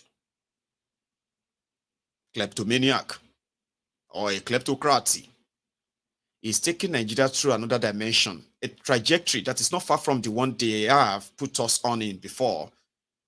Now, if anybody cares about Nigeria, if there is still anybody who cares about Nigeria anywhere, like Maiyegun, you will agree with me that if we want to be saved from these shackles of this, demagogues, the establishment that empowers them that allows them to do all this and get away with it is not a sustainable establishment. It's not a sustainable system. No matter what lie they tell to you, you don't have to agree with me yet. But one of these days, we would agree. A lot of us are going to agree. And you know who are going to make us agree? At least bury our differences and agree on one thing to go our separate way.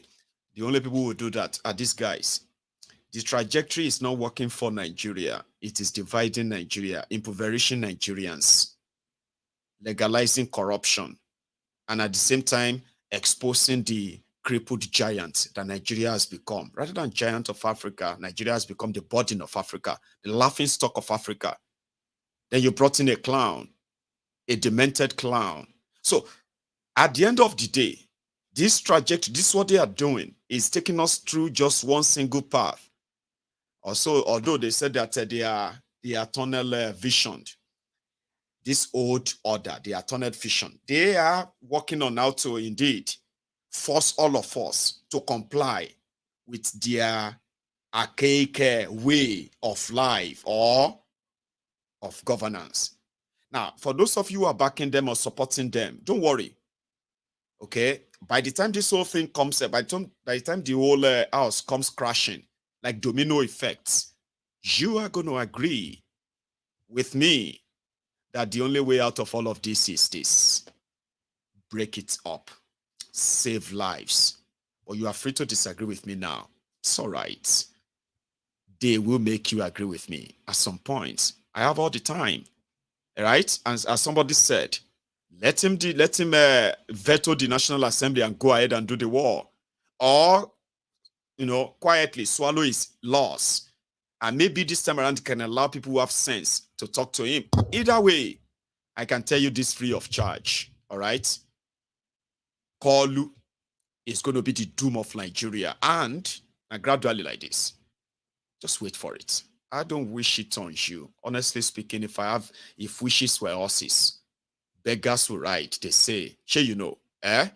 If wishes can just come to pass, I would wish you something better than APC, but wishes are not horses. So therefore, beggars will never ride. You get what you want. You get what you wish for. The consequences of it is here. I hope you'll come to reality soon. But if you don't, don't worry. Time shall tell. So I'm going to leave everybody. Tonight, I'm going to say it again. Thank you. The next time I see you, is there going to be an update on this? Or just something new entirely? Until then, please, you can still like this broadcast before you go. Share it. Subscribe to my channel. Set up your notification. Set your notification to on. When next Maiyegun is live, you will receive a notification. But until then, please have a wonderful day for those who are in the day night right now. And good night to the rest of you, like myself. I'll see you again.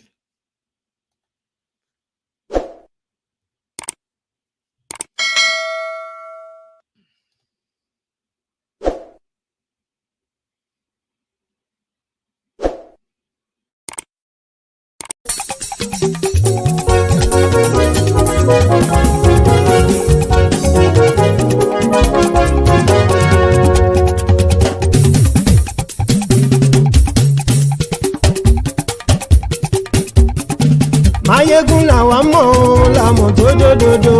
Maiyegun Diary, Maiyegun number one. Maiyegun làwa mọ̀ làmọ̀ tó dòdòdò.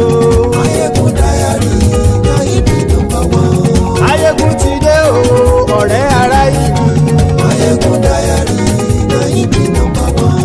Lórí Facebook, lórí YouTube. Maiyegun Diary, Maiyegun number one. Gbogbo bó ṣe ń lọ ni Maiyegun já wa sí. Maiyegun Diary, Maiyegun number one. Àṣírí ọ̀jẹ̀lú kì í bò níbẹ̀ o. Maiyegun Diary, Maiyegun number one. Bó bá ṣe eré, àní Maiyegun máa wí. Maiyegun Diary, Maiyegun number one. Ó sì tún ṣe eré, wàá gbọ́ níbẹ̀ o. Maiyegun Diary, Maiyegun number one. Maiyegun Diary, Diary Politico. Maiyegun Diary, Maiyegun number one. Godfatherism kò sí lọ́rọ̀ Maiyegun. Maiyegun Diary, Maiyegun number one. Ẹ farabalẹ̀ sẹ́ o, kẹgọ́rọ̀ lẹ́nu o. Maiyegun Diary, Maiyegun number one. Àní Maiyegun làwa mọ̀ tó dòdòdò. Maiyegun Diary, Maiyegun number one.